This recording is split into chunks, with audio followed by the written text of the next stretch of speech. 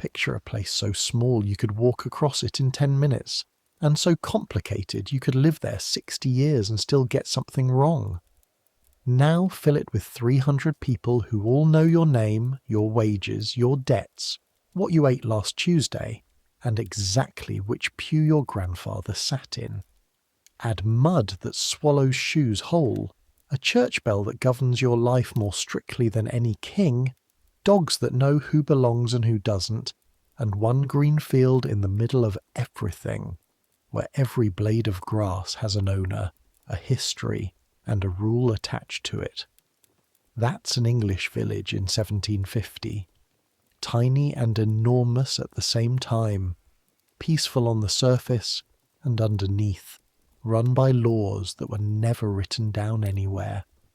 Laws you cannot read in any book, laws you only discover the moment you break one. A place where you could be fed, sheltered, and protected your whole life, and destroyed completely without anyone ever raising a hand against you. We're going back there tonight, not as visitors admiring the thatched roofs and the pretty church. We're living it. 1 year, 1 person. Everything he would have seen, smelled, heard, and gotten wrong. So, I make these history stories, and honestly, I still don't know whether you actually sleep to them or whether you just enjoy drifting off to detailed descriptions of 18th century mud and public humiliation. Either way, subscribe if you like. Get comfortable. Here we go. You're sitting in the wrong pew. You don't know it yet. You've been in this village exactly 4 days, and this is your first Sunday, and you walked into the Church of St. Mary's like a reasonable person, and sat down in an empty space on a bench about halfway back, on the left near a pillar, because it was empty and because your legs were tired, and now the church is filling up and something is wrong. You can feel it before you can name it. A woman in a brown gown stops at the end of your bench and simply stands there looking at you. Not angry, worse than angry, puzzled, the way you'd look at a pig sitting in a chair. Behind her, an old man leans on a stick and looks at you too. Then a boy. Then 2 more women. Nobody says anything. Nobody in this village will ever say anything, not directly, not to your face. That's not how it works here. They just look at you, and the looking has weight, actual physical weight. Press in on the back of your neck, and your face goes hot, and your armpits prickle, and you understand with your body, before your mind catches up, that this bench belongs to someone. Every bench in this church belongs to someone. There is no sign, there is no list nailed to the door. But the front pews belong to the Fish family who hold the manor, and behind them the big farmers, Whitmore and Grafton and Old Master Pell, and behind them the smaller farmers, and behind them the craftsman, the blacksmith and the wheelwright and the miller, and behind them the cottagers, and at the very back on rough benches and standing along the cold north wall, the labourers and the servants and the paupers, and you. The whole village, arranged in stone and oak, richest to poorest, front to back, exactly the way God apparently intended, and everyone knows their place because everyone has always known their place, because their fathers sat where they sit and their grandfathers before that. You're a hired farm servant, 16 years old, 4 days in the parish, and you're sitting in the seat of Widow Cray, whose family has held that precise stretch of oak since before the old king died. The woman in brown finally tilts her head just slightly toward the back of the church. You get up. Your knees crack in the silence. You walk the length of the aisle with 300 eyes on you, past the smell of damp wool and tallow and wet dog, and you find a place standing against the north wall where the stone is so cold it bites through your coat, and you stare at the floor, and the floor is made of grave slabs, and you are literally standing on the dead of this village, names worn smooth under 2 centuries of Sunday boots. Nobody will ever mention this again. That's the thing you'll learn. Nobody mentions anything. But by tomorrow morning, every soul in the parish will know that the new boy at Whitmore's sat in Widow Cray's pew, and it will be added to the invisible ledger where this village keeps its accounts. The ledger with no pages and no ink that records everything, and is never, ever wiped clean. Welcome to the village of Ashcombe in the county of Oxfordshire in the year 1750. Your name is Thomas Reddick. Everyone will call you Tom or Boy or Whitmore's lad, and within a month most of them will call you nothing at all, because you'll simply be part of the scenery, like the pump or the pound or the big elm on the green. You were born 19 miles away, in a village not much different from this one, which might as well be France for all anyone here cares. 19 miles is foreign. 19 miles means your accent is slightly wrong, your face means nothing, and every single thing you know about how a village works, all the rules you absorb through your skin as a child, all of it is almost right. And almost right you are about to discover is the most dangerous thing a person can be. Because a stranger who knows nothing gets taught. A stranger who almost knows gets watched. The vicar climbs into the pulpit. He's a soft-faced man named Reverend Ollerton, who holds 2 other parishes besides this one, and preaches a sermon about obedience that lasts 50 minutes. And you stand on the graves with your feet going numb from the stone cold, shifting your weight from one foot to the other, and you use the time the way everyone at the back of the church uses it, which is to study the village you've been dropped into. You count the hats. The quality of a hat tells you almost everything. Beaver felt at the front. Wool felt in the middle. Bare heads and knotted kerchiefs at the back, where you are. You watch a farmer's wife in the 3rd row turn her head 1 inch to note who is present and who is not. And you understand that attendance itself is being recorded in that ledger without pages. Missing church, without good reason, costs you. Not a fine, though the law technically allows one. A shilling under a statute older than anyone living. No, what it costs you is standing, reputation, credit, in the old sense of the word, the sense that decides whether the miller will wait a week for payment, whether the farmer will hire you again at Michaelmas, whether anyone will pull you out of a ditch when you're sick. In this village, reputation is not a luxury. It is the currency everything actually runs on. Coin is rare, trust is rarer, and you have arrived with empty pockets in both. The sermon ends. The congregation files out in order, front pews first, because of course they do.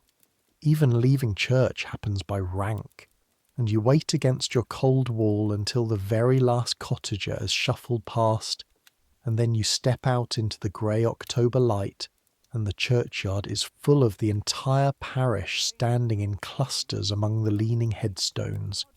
And this right here, this half hour after Sunday service, is the true Parliament of Ashcombe.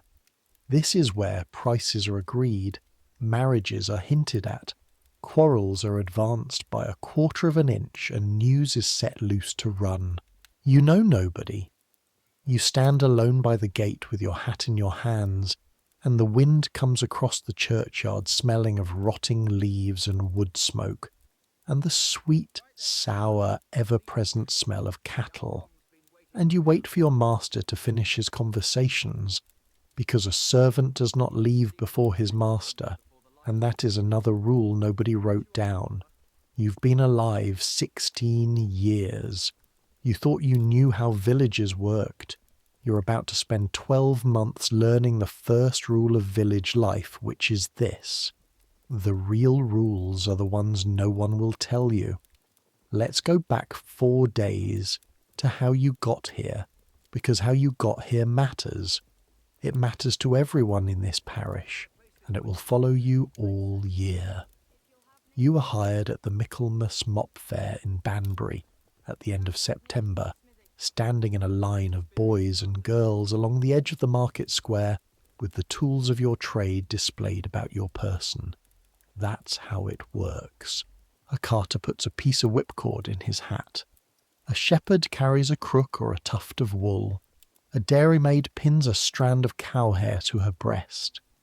You stood there with a bit of plaited straw in your hat band, meaning general farm work, meaning I can plough a bit, reap a bit, carry anything, and I am strong for my size. And the farmers walk down the line the way they walk down a line of bullocks at market, and they looked at your hands and your teeth and your shoulders. I want you to actually feel this.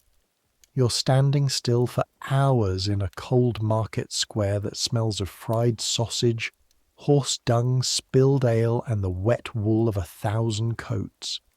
Your feet ache from the cobbles pressing through your shoe soles, which are worn to the thickness of a penny.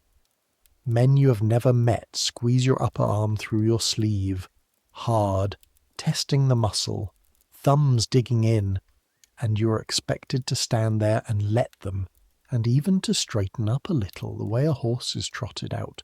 One farmer makes you open your hands and studies your palms, turning them over in his own huge cracked fingers, reading the calluses like a book, and grunts and moves on. Being handled is part of the price of being poor. Nobody thinks anything of it. You don't either, mostly. Farmer Whitmore of Ashcombe stopped in front of you at about 2 in the afternoon. A wide man, not tall, built like a rick, with a face the colour of old brick and small pale eyes that don't miss anything. He asked where you'd served before, and you told him 2 years at Master Dunn's near Adderbury, and he asked why you'd left, and you told him the truth, which is that Dunn's farm was broken up when the old man died, and Whitmore looked at you for a long moment, deciding whether the truth was actually the truth, and then he said, 40 shillings the year, meat, drink, and lodging, and hirings to Michaelmas next. 40 shillings for a whole year of your life. Sunrise to dark, 6 days a week and half of Sunday if the beast need it. Every muscle you own, 40 shillings, paid at the end all at once if you lost. And here's what you need to understand. That was a fair offer, and you were glad of it. Gladder than you let show. Because the alternative to being hired is being nothing, being masterless.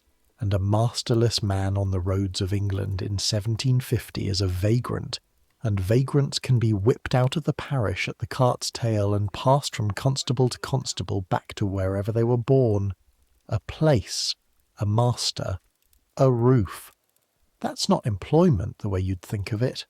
That's existence. You shook his hand and he pressed a shilling into your palm, the fastening penny, the earnest money that sealed the bargain and made it binding at law. And from the moment that coin touched your skin, you belonged to Whitmore of Ashcombe until Michaelmas next, and he to you in a way. Because a master who fails to feed his servant answers to the magistrates too. In theory. You walked to Ashcombe the next morning. 19 miles of October road with everything you own on your back. 1 spare shirt, 1 pair of stockings, a knife, a wooden spoon, a razor you barely need yet, and a Bible you can read slowly, which puts you ahead of half the village you're walking toward. The roads were ankle-deep clay in the low places, sucking at your shoes with a sound like a cow pulling its foot out of a bog, and you learned again what every walker in this century knows, which is to read the ground constantly, endlessly. Every single step a small decision. Firm ground, soft ground, that puddle has a bottom, that one might not, because a turned ankle out here, alone, with the light going, is not an inconvenience. It's a genuine danger. And then, from the top of a low hill, In the last light, you saw it. Ashcombe, your world for the next year. A church tower, square and grey, built of the local ironstone that glows almost golden when the sun hits it, rising out of a cluster of maybe 60 roofs. Thatch, most of them, grey-brown and green with moss, a few good stone slates on the bigger houses, smoke standing up from the chimneys in the still evening air, 20, 30 thin columns of it, each one a hearth, each hearth a family, and the smell of that smoke reaching you a full half-mile out, wood and something earthier underneath it, peat and dung burned by the ones who can't afford wood. Around the village, the open fields, and I need you to understand what that means, because it's nothing like the countryside, you know. No hedges dividing the land into little private squares. Instead, 3 or 4 enormous fields, hundreds of acres each, striped, corduroy striped with long, narrow ridges, hundreds and hundreds of them, because each man's land lies scattered in strips all through the great fields, an acre here, half an acre there, your strip beside your neighbour's strip beside the squire's strip, everyone's farming tangled into everyone else's, which means nobody can farm alone, or plant what he likes, or harvest when he likes. The whole village must plough together, sow together, harvest together, and open the fields together for the cattle to graze the stubble. Every year, forever. By rules agreed at the manor court and enforced by your neighbour's eyes. That's what you're looking at from the hill. Not scenery. A machine made of land and custom and 300 people, running on rules older than the church tower. You came down the hill in the dusk, and a dog began barking before you reached the first cottage, and then another and another passing you along the street from throat to throat, announcing you. Because that's what village dogs are for, and faces appeared at doorways just for a second. Just long enough. By the time you found Whitmore's farmyard at the far end of the street, the whole of Ashcombe knew a stranger had come in on the Banbury Road, young, poor, carrying a bundle, and by morning they knew who you were, because Whitmore's wife told the blacksmith's wife at the well.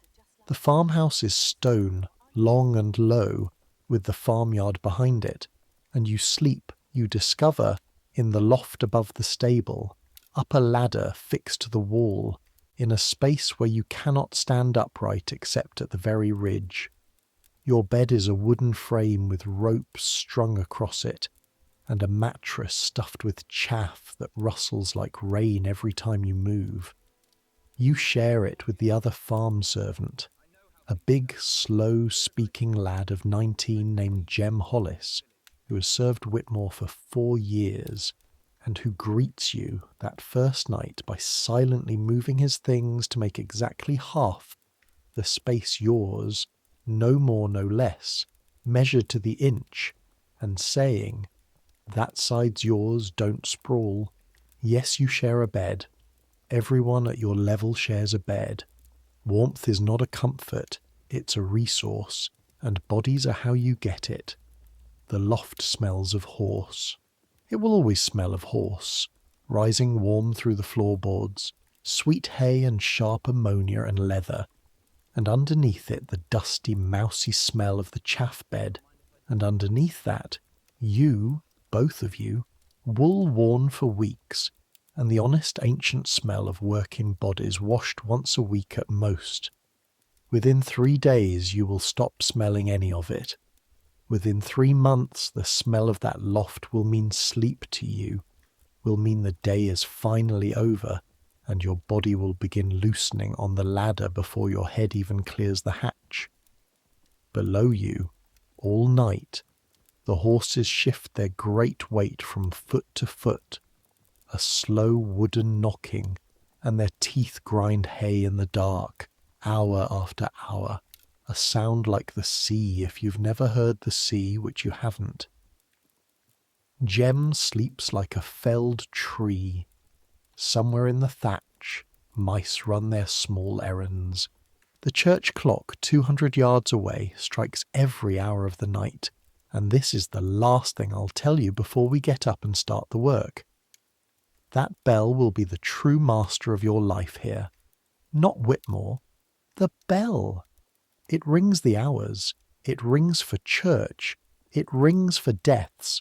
1 stroke for a child, twice done for a woman, thrice for a man, then a stroke for every year they lived. So the whole parish lies in bed counting, working out who it is before anyone says a word.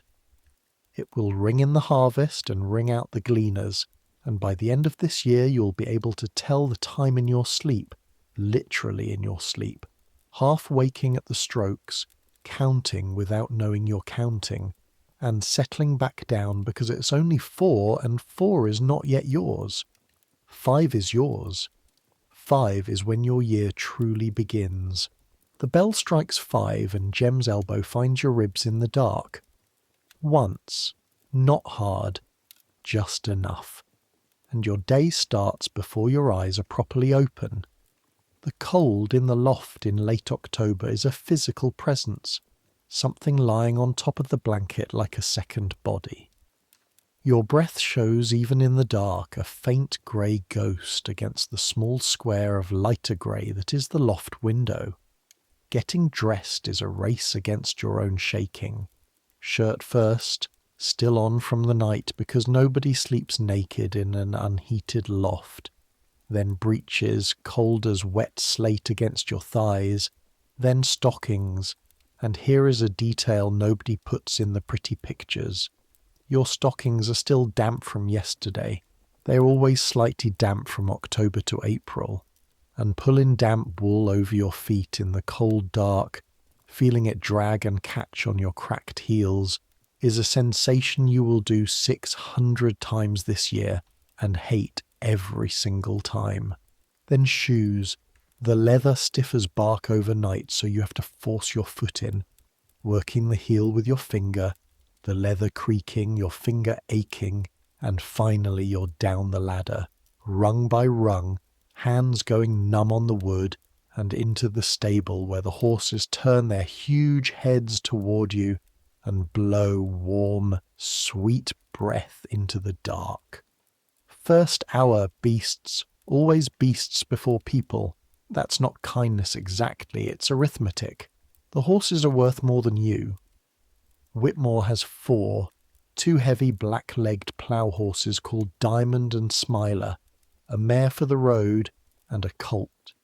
And together they are worth more than every wage he will pay in 5 years. You water them, and carrying water is your induction into the true nature of farm work, which is weight. 2 wooden buckets from the trough, each one dragging your shoulder down, the rope handles pressing a line of fire into your fingers, the water slopping ice cold over the rim and down your leg with every step, and you make that trip and make it again and again, while the muscles between your neck and shoulder go from cold to burning to a dull ache that will simply live there, permanently, from now on. Then down from the tallet, dust boiling up in the lantern light, filling your nose and throat with the sweet, itching smell of dried summer, making you sneeze until your eyes stream. Then mucking out, the fork handle already fitting into the calluses of your palms, the wet straw unbelievably heavy on the tines, the ammonia sharp enough to make your eyes water when you break open the deep litter, steam rising off it into the cold air. By the time the sky has turned from black to a bruised grey blue, you've already worked 2 hours, and now comes breakfast, and now comes the kitchen, and now comes the second power in your life after the bell, Mistress Whitmore. The farmhouse kitchen is the warmest room you will stand in all year, and you're only ever in it on sufferance. The heat hits you at the door like a wall, wood smoke and bacon fat and wet ash and something bready underneath it all, and the light comes from the fire and one rushlight, and in that light Mistress Whitmore moves the way a smith moves at his anvil, no wasted motion at all. She's perhaps 45, grey-streaked under her cap, forearms like a man's from 25 years of the dairy, and she runs the indoor half of this farm, the dairy, the brewing, the baking, the poultry, the garden, the pig, with an authority her husband would never dream of questioning, because her butter money and cheese money and egg money are a full third of what this farm earns, and everyone knows it. Breakfast is bread and cheese and a bowl of beer. Yes, beer, at 6 in the morning, small beer, brewed weak in her own brewhouse, because the water in the well shares the ground with the churchyard and the middens, and nobody quite trust it, and they're right not to. You will drink small beer with every meal of this year. Quarts of it a day. Everyone does. Children do. The vicar does. It tastes faintly of bread and faintly of the barrel, and it is safe. And safe is the whole point. You eat standing up by the door. Jem eats standing up. The two maidservants, Hannah and little Bess, eat moving between tasks. Whitmore sits, only Whitmore sits, at the head of the table, and his wife sits last, if at all. And there it is again, the invisible architecture present even here, even at breakfast, even in the arrangement of 4 servants and a bench, who sits, who stands, who is served first, who scrapes the pot. You memorize it without being told, because you are learning to memorize everything without being told. It's Mistress Whitmore who gives you your first actual lesson in the rules, though she'd never call it that. 2nd week. She sends you to the mill with 2 sacks of the farm's wheat to be ground, and as you're heaving the sacks onto the handcart, feeling the grain shift and flow inside the canvas like something alive, she comes out into the yard, wiping her hands on her apron, and says, without looking at you, "Watch Marsh take his toll. You don't understand, and your face shows it. The miller," she says, "takes his payment in flour, a toll dish out of every bushel. That's his right, and always has been. But there's the dish, and there's how a man fills the dish. You stand where you can see the dish, and you look at it, and you say nothing. He'll know why you're looking. Looking is enough. And so you stand in the thundering dark of the mill, the whole building shaking with the turning of the stones, the air white and thick, flour settling on your shoulders and eyelashes, the enormous smell of crushed grain filling your head, and when Miller Marsh dips his wooden toll dish into your master's grain, you look at the dish, steadily, saying nothing. And Marsh looks at you, a boy of 16 he could fold in half, and something passes between you that is older than both of you, and he strikes the dish level with the flat of his hand instead of leaving it heaped, and that levelling of the dish, that £1/2 of flour, is your first successful transaction in the real economy of this village, the economy of watching and being watched. Every miller is presumed a thief. It's in the proverbs, it's in the songs. It's so old nobody remembers a time before it. Marsh is probably no more a thief than anyone. It doesn't matter. The rule is you watch the toll, not because you distrust him personally, but because the watching is the system. The moment nobody watches, the dish gets heaped everywhere, always, human nature being what it is. The village knows this about itself. That's what all the rules are you're starting to see. The village knows exactly what people are, and has spent 500 years building fences around it. Your hands by November are becoming different hands. The cracks across the knuckles that open in the cold and sting all day, that catch on the sacking, that you rub with tallow at night by feel in the dark loft. The calluses across both palms, hard and yellow as cheese rind, so thick you can pick a coal off the hearth edge, briefly, and feel it as warmth rather than pain.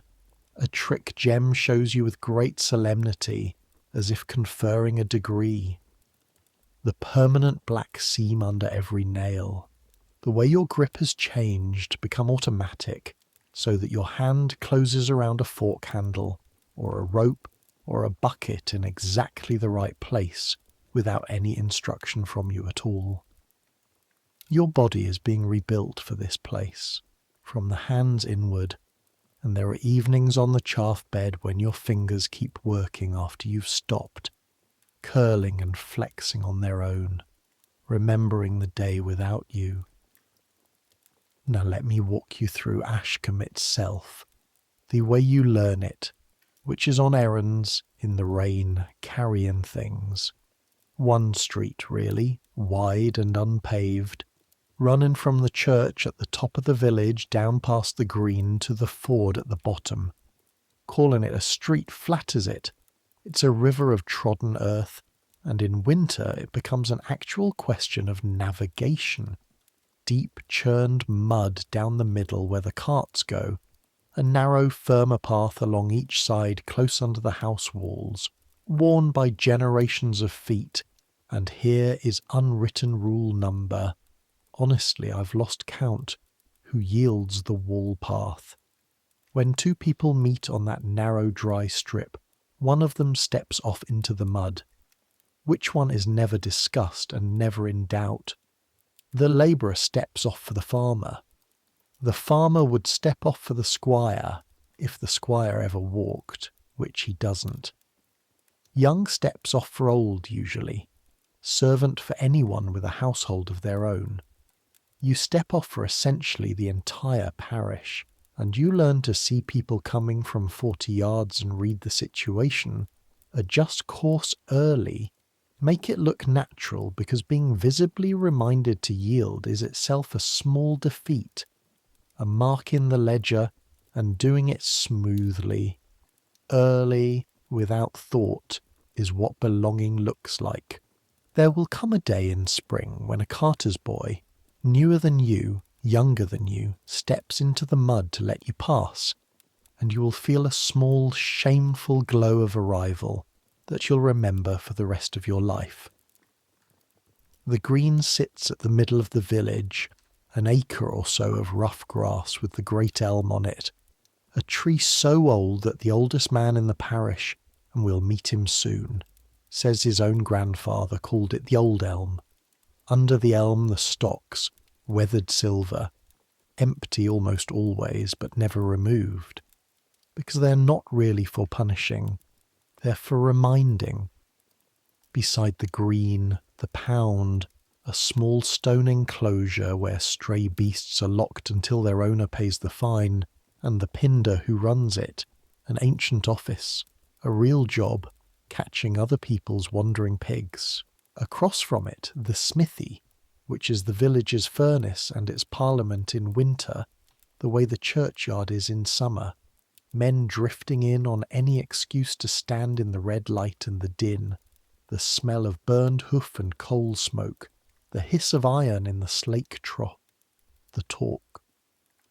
The alehouse, the plough, one low room in Widow Hutchins' house, her licence renewed yearly at the magistrate's pleasure, and her front kept respectable because that licence is her whole living.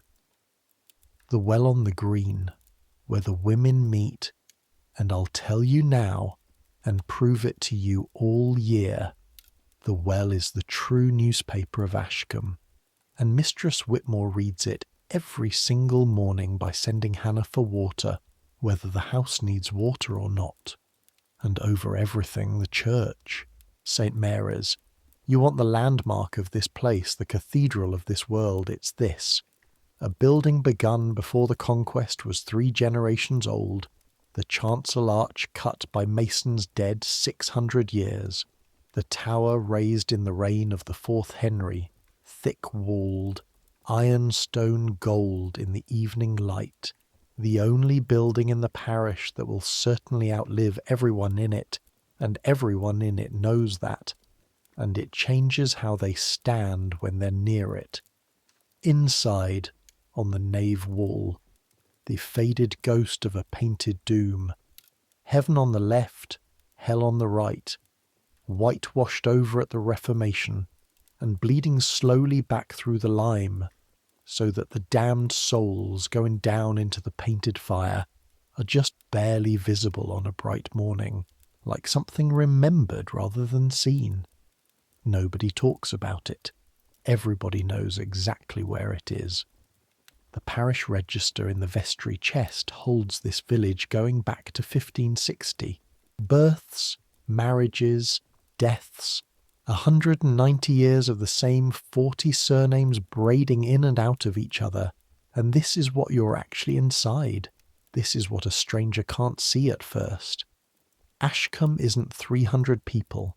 It's 300 people who are almost all cousins, whose quarrels are inherited like furniture, whose gratitudes are inherited too, whose land lies strip against strip in the great fields exactly as it was allotted before living memory.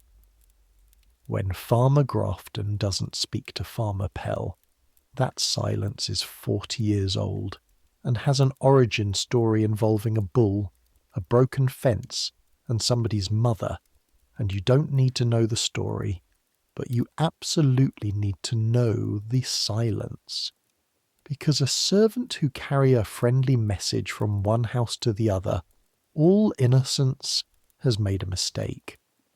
Jem draws you the real map one Sunday afternoon, lying in the loft with the rain roaring on the thatch a foot above your faces. Not a map of lanes, a map of people. Speak to Grafton's men, not to Pell's when Grafton's are by. The blacksmith's word is good, the blacksmith's brother's word is not.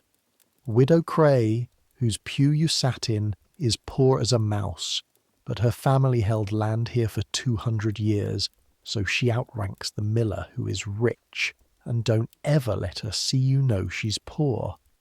Never buy anything from Sam Trett. Don't ask why. Old Amos Leyland, the shepherd up at the fold, is mad, or a wise man, or both, and either way you take off your hat to him, because 60 years of lambing in this parish has earned him something no farmer can give or take away. You lie there listening, watching the rain-dark thatch, smelling wet straw and horse, and you begin to understand that you're not learning a village, you're learning a language. Every path has a grammar, every greeting has a spelling. The distance at which you touch your hat to a man measures the exact distance between your stations, and getting it wrong by 2 yards is a misspelling everyone hears. Who you drink beside at the plough is a sentence. Where you stand in the churchyard is a paragraph. And the punishment for bad grammar is never a blow and never a word. It's a cooling, a door that takes longer to open, a price that's a halfpenny higher for you. Work that goes to another lad. The village never strikes. The village withdraws. And in a world where you will someday need your neighbours to harvest your corn, sit with your sick wife and carry your coffin, withdrawal is the whole arsenal.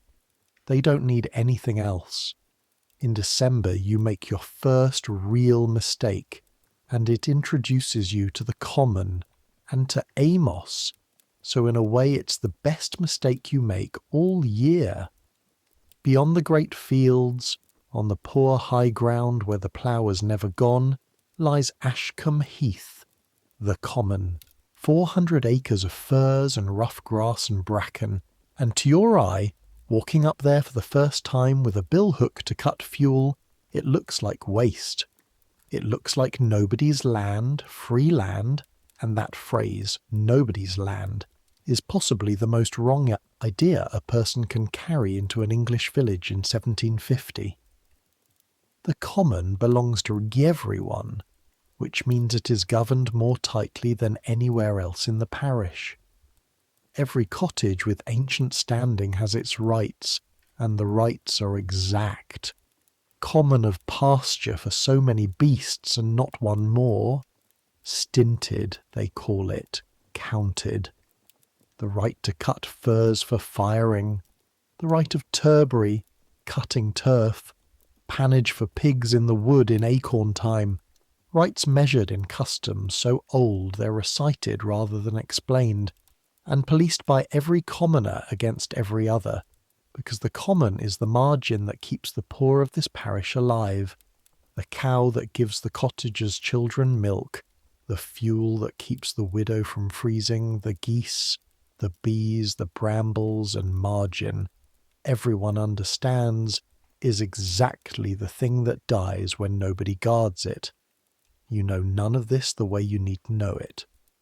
Whitmore says, cut furze, and you go up in the grey cold, and the heath is beautiful in its bleak way, wind hissing through the dead bracken, a kestrel hanging absolutely motionless over the slope, and you find a fine thick stand of furze and set to work. The billhook is heavy and keen, and the furze fights you. That's what furze does.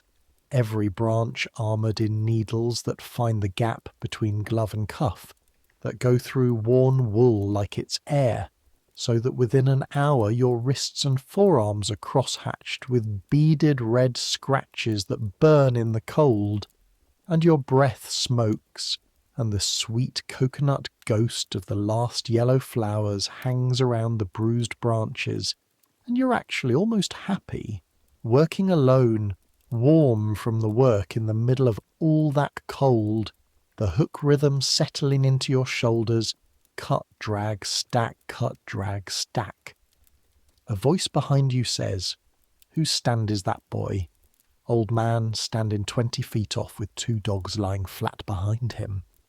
Amos Leyland. You've seen him at the edge of things, church porch, fold gate.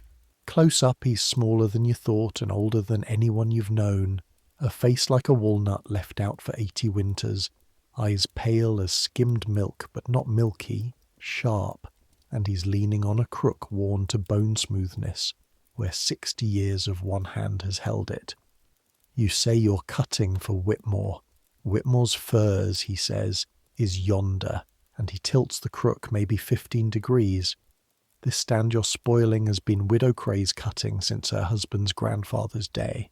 And there it is again. Widow Cray. Of course it is. There is no fence, no post, no mark of any kind on this whole open heath. And yet every stand of furze on 400 acres is somebody's by custom, mapped in the heads of the commoners, and you have spent the morning stealing firewood from the poorest and proudest woman in the parish, whose pew you already sat in, and the horror must show on your face because Amos makes a sound that might be a laugh, a dry click in his throat, and says, "Sit down before you fall down." What he does next is the whole of village justice in one gesture. He doesn't report you. He doesn't lecture you. He sits with you out of the wind in the lee of the furze, takes out bread and an onion, gives you half of both without asking, and while you eat, he repairs it. He tells you to carry what you've cut down to Widow Cray's, all of it tonight, and say Whitmore sends it against the cold. Whitmore will pay a shilling of your wage for the fiction, and never mention it, because that's the tax on having a green servant. The widow keeps her wood and her dignity, receives it as neighbourliness rather than restitution, and is spared knowing a stranger boy took her for nobody. Nothing enters the ledger. The mistake is folded back into the fabric so smoothly that by Christmas it will be as if it never happened, and you will owe Amos Leyland something you can't name, and he will never once refer to it again. You start going up to the fold after that, Sunday afternoons, the only free hours you own. Amos keeps the flocks of 3 farmers together on the heath, 400 sheep folded on the fallow field by night in hurdle pens. He moves every few days because the sheep's dung is the only fertility the poor fallow gets. The golden hoof, the whole system turning on it, and he tolerates you the way he tolerates the weather, And slowly, in half sentences, over weeks, he teaches you. He teaches you that the village forgets nothing and forgives almost everything in that order. He teaches you to read sheep the way Jem taught you to read men. The one standing apart with her head low, the lamb whose bleat has changed pitch. The smell, he can smell foot rot from the gate. And after a while, God help you, so can you, a sweetish wrongness under the ordinary lanolin and dung warmth of the fold. He teaches you weather in a language of pure observation. Rooks tumbling means wind coming. Sheep grazing uphill in the evening means a quiet night. Sheep pressing into the lee of the fold wall at noon means get the lambs in whatever the sky says. The sky is a liar, and the sheep are not. His hands, when he shows you how to trim a hoof, are terrible and wonderful. Knuckles like ash galls, 2 fingers permanently crooked, and yet the knife moves in tiny exact strokes, paring the horn in translucent slips. The sheep held still between his knees not by strength, but by some agreement you can't see. He was born in this parish under Queen Anne. He has buried 2 wives and 4 of his 6 children in the yard of St. Mary's, and can stand at the church door and point to the graves of his mother, his grandmother. And, he says, though the stone is gone, his great-grandmother remembered the king's men and Parliament's men both riding through in the wars 100 years back and stripping the village of every horse and hen. When Amos says the village survives, the word survives has 100 years of specific weight in it. One evening at the fold gate, the light going copper behind the bare wood, he gives you the sentence you will carry out of this year and keep for the rest of your life. You've been complaining, carefully, mildly, about the watching, the endless watching. Everyone's eyes on everyone, no act too small to be noticed and stored.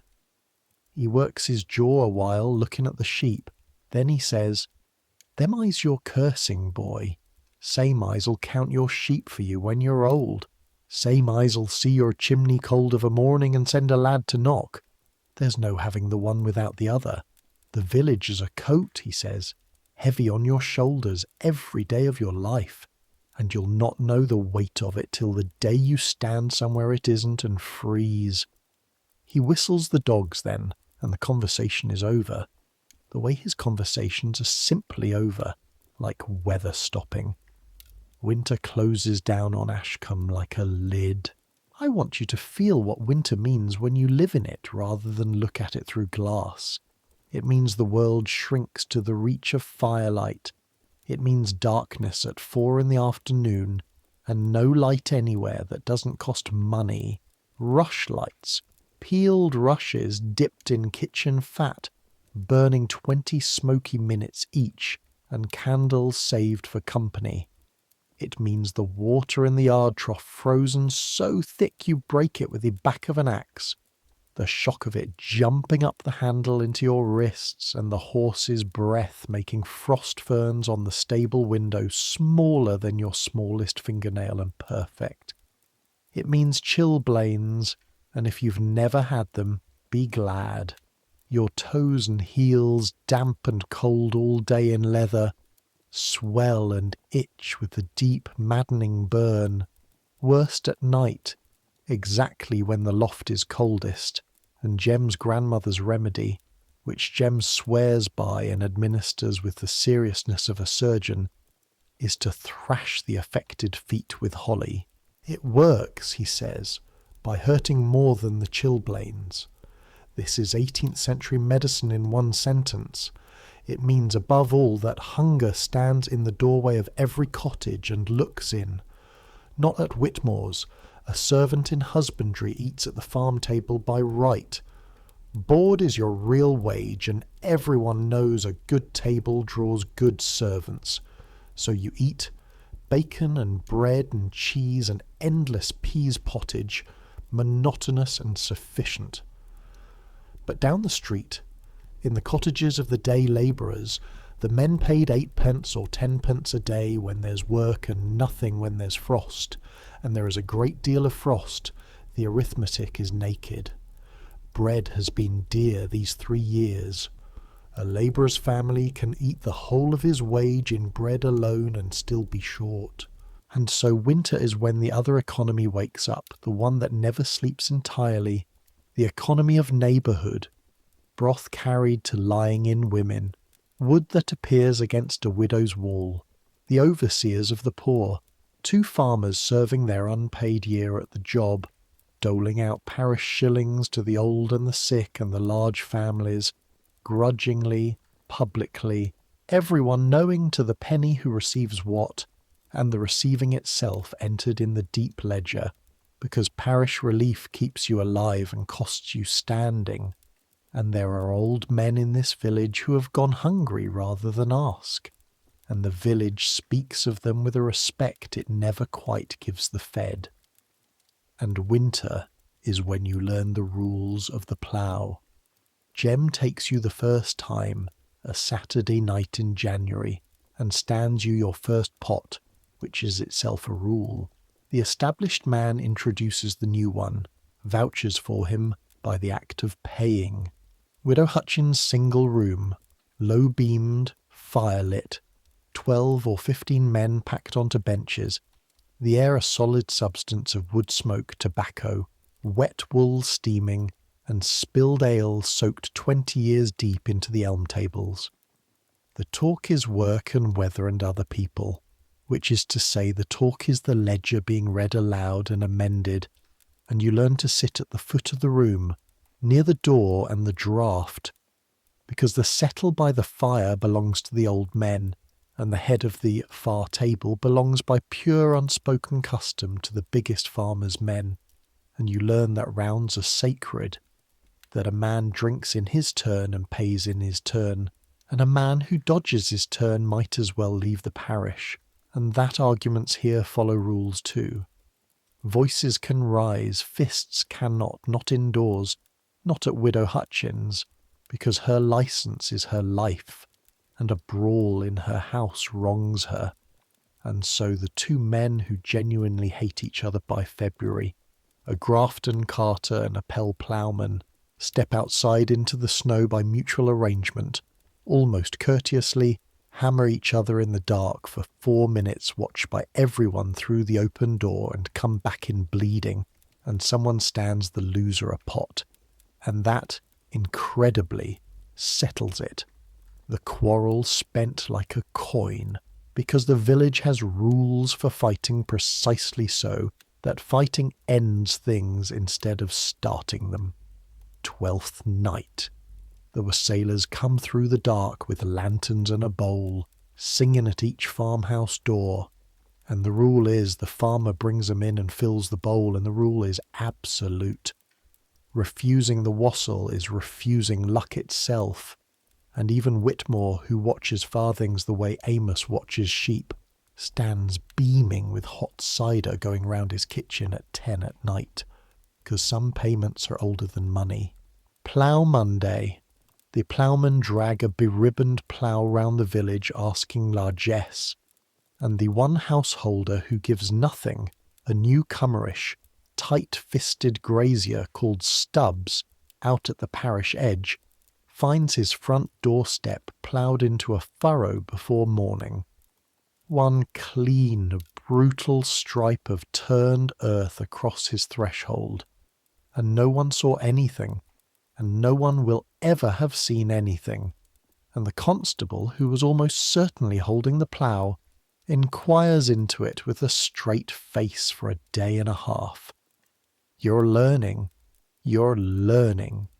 custom asks politely, once, and through all of it, the cold months are when the village huddles closest and watches closest, and it's in February, at the well, in the smithy, at the plough, that you first hear the name that will hang over your whole spring and summer, spoken low, with a particular grimace, Aldous Root, a dealer in a small way out on the Banbury Road, and his young wife Susan, who was Susan Pell of this parish, and what is said quietly, and then less quietly, is that he beats her. Beyond what anyone calls reasonable, and I'm sorry to tell you that reasonable is a word this century applies to that sentence, beats her so the marks show at church, and you notice how the village handles it. In this early stage, the women handle it. Baskets are carried to that house more often than baskets need to be. Mistress Whitmore finds reasons to be on that road. Susan Root is scooped up into errands and companies of women, hardly ever alone now, and it's all soft, all deniable, all just neighbourliness, and underneath it is a system taking a bearing, the way Amos's dogs lift their heads long before the sheep move. Remember the name, Aldous Root. The village is already dealing with him. It's just that the village, like winter, moves slowly and finishes what it starts. Spring arrives not as a season but as a workload. The great fields wake, and you wake with them. And now you truly meet the machine you saw from the hill in October, ploughing in the clay while the frost is barely out of it, and I will try to make you feel one single day of it. You walk all day in the open furrow, 1 foot below the other, on the unploughed land, a twisted, listing gait that lights a slow fire up the outside of one hip by noon, gripping the plough handles that buck and slam in your palms every time the share strikes a stone, and the strike comes up through the ash handles into your wrist bones like a hammer, and ahead of you Diamond and Smiler lean into their collars, with a sound of creaking leather and clinking chain and enormous breathing, and behind you the furrow peels off the mouldboard in one continuous glistening slab, wet clay shining like something cut open, and the smell of it, the smell of split earth in March, cold and mineral and faintly sweet, is a smell men in this century genuinely love, and you understand why, but you understand it through a body that aches from your neck to your ankles. And the day's work is an acre, one single acre, a good day's ploughing since before the conquest, and the field is 300 acres, and this is why the village exists. This is the whole reason there is a village at all. This work cannot be done alone. Not the ploughing, not the harrowing behind it, you leading the horses while the harrow bounces and hisses over the clods, grey dust when it's dry, everything, your teeth, your eyebrows, the horse's lashes, flowered grey. Not the sowing, Whitmore himself broadcasting the barley with that beautiful hypnotic walking rhythm, hand to seed lip to swing, the seed leaving his fingers in a flat golden fan with a sound like fine rain, a skill of 20 years that looks like nothing and is everything, and you and Jem behind with the bush harrow covering it before the rooks, and the rooks, an actual boy is hired for actual pence, little Dan Furze, 7 years old, to stand in that field from light to dark with a clapper and his own cracking voice, and his noise drifts to you across the flatland all week, small and endless, part of the sound of spring. And in the middle of spring comes the ceremony that shows you, better than anything else all year, exactly what the unwritten rules are for, and how a village without maps keeps its map. Rogation Tide. 3 days before Ascension, and on the Monday the whole parish walks its own boundary. Beating the bounds, they call it. The vicar in his surplice, the churchwardens with white peeled willow wands, the farmers, the cottagers, the boys. Especially the boys, that's the point. Everyone streams out along a line that exists on no paper anywhere, the line where Ashcombe stops and the next parish starts, and the line matters enormously, because your parish is your welfare state and your identity and your taxes, The parish must feed its own poor and only its own, so where the line runs decides, forever, whose old age is whose burden, and the line lives nowhere except in memory, and memory dies with men. And so, once a year, the village deliberately manufactures memory in the young. You go, because Whitmore's whole household goes, 8 miles of boundary in a day. Along the brook where the line runs down the middle of the water, and the boys are made to wade it, gasping, the cold gripping your ankles like hands. Through the corner of Grafton's barley, trampling a path wide as a wagon, and Grafton walks it with everyone else grim, because the boundary outranks his barley and he knows it, and his father trampled this same corner. To the Gospel Oak, where the vicar reads a psalm under branches that were old under the Tudors, and everyone bares their head, and the wind moves the young leaves, and even the roughest men are quiet for the length of the reading. And at each mere stone, each ancient half-buried marker, the wands come down whack on the stone, and then, at the most important stones, the ones where a hedge has crept or a neighbour parish is thought to be dreaming expansive dreams, they take a boy, and they turn him upside down, and they bump his head on the stone, gently, ceremonially, 3 times, or they give him a light switching across the shoulders right there at the mark, and then immediately a penny and a handful of cherries, and the boy is laughing and rubbing his head and clutching his penny, and every adult standing round has had it done to them at the same stones, and you watch little Dan Furze get bumped at the 3 Shire stone shrieking with laughter, and you realise what you're watching. They're writing the map into his body. Pain plus sweetness plus ceremony equals memory. And in 50 years, when 2 parishes dispute this line before the justices, an old man named Daniel Furze will stand up and swear on the book to the exact position of this stone, because his head was knocked on it as a child and everyone was given cherries, and the court will accept it. This is real. Courts really did take such testimony, because in a world this side of paper, a bumped head is a legal document. The whole day is like that, hard and festive at once, and it ends with cakes and ale at the church house. And you walk home footsore in the long spring evening, understanding something you couldn't have understood in October. Nothing in this village is only what it appears to be. A walk is a land registry. A bumped head is an archive. A pot of ale is a contract.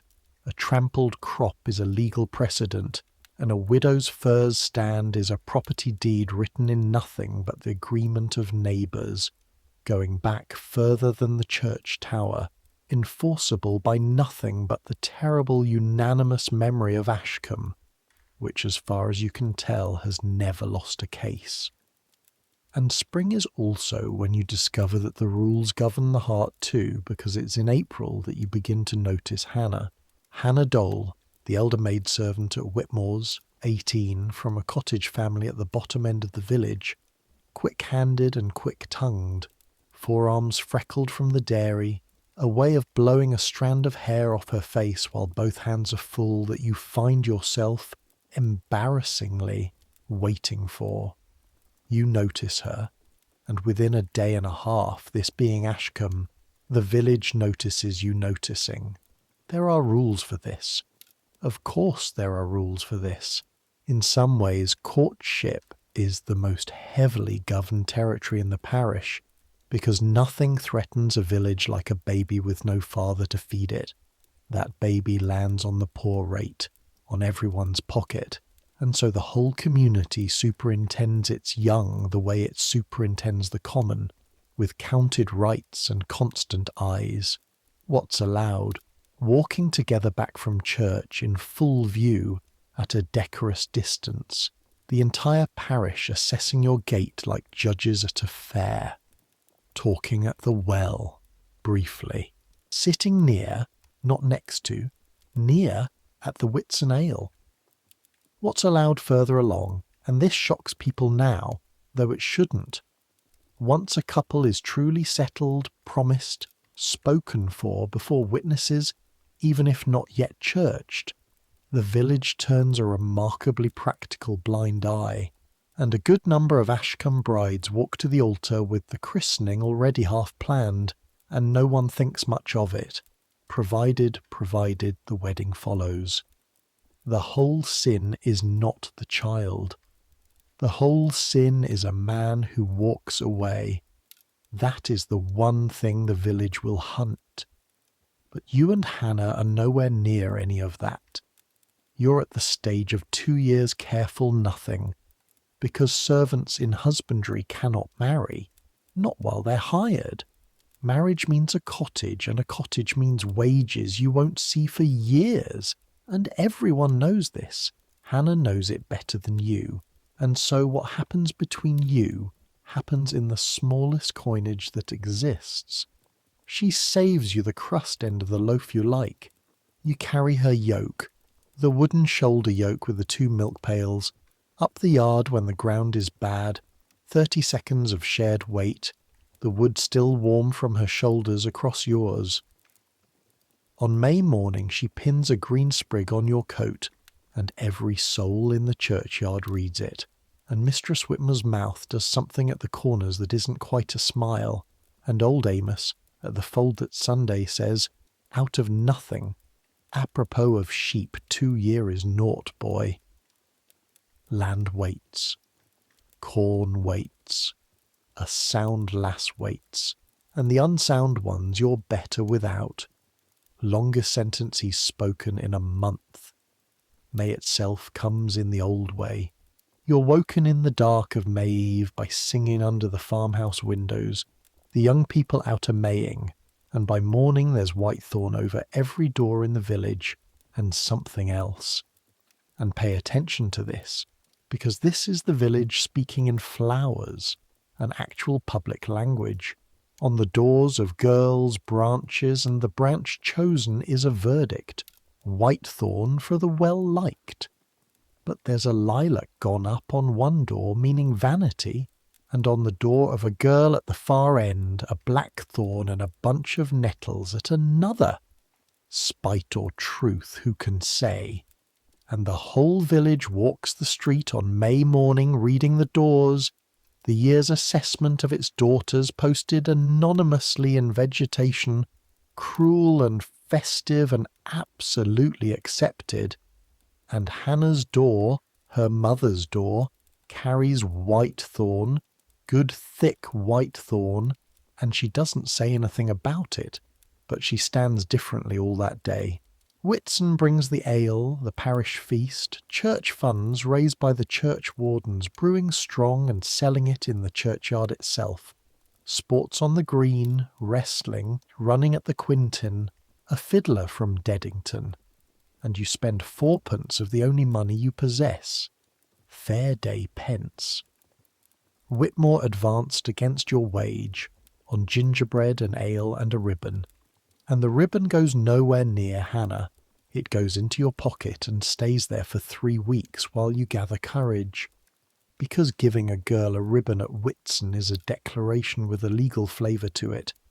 Gifts are evidence. Courts and communities both treat tokens as proof of promise. And when you finally hand it over, awkward as a heifer on ice, in the dairy doorway with your ears burning, she looks at it a long moment, red silk, a yard of it, and then at you and says, "I'll keep it then," which sounds like nothing, and is, in the dialect of this place and time, practically a settlement, and neither of you touches the other, and both of you know something has been signed.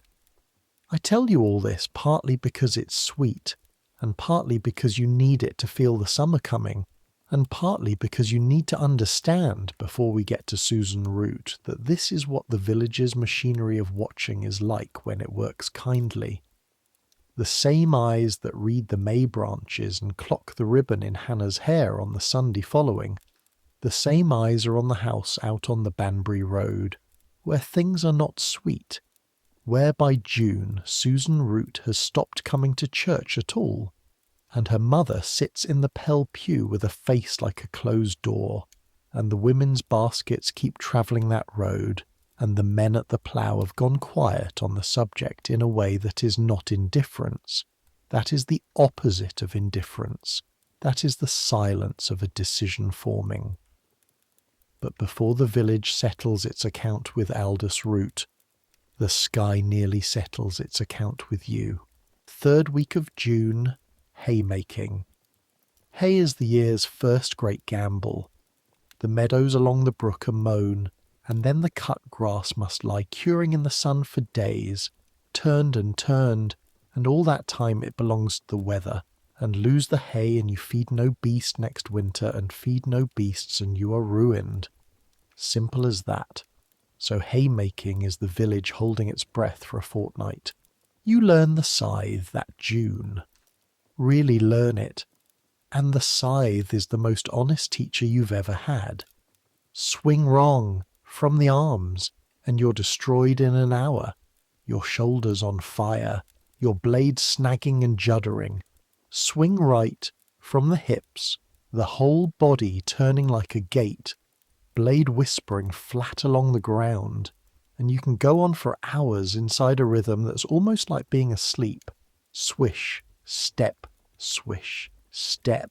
6 men in a staggered line across the meadow, nobody talking, the grass falling in long-combed swathes, the smell rising up green and enormous, cut grass and crushed sorrel, and the cool breath of the brook, and your hands raising a new crop of blisters under the old calluses, water swelling under yellow horn.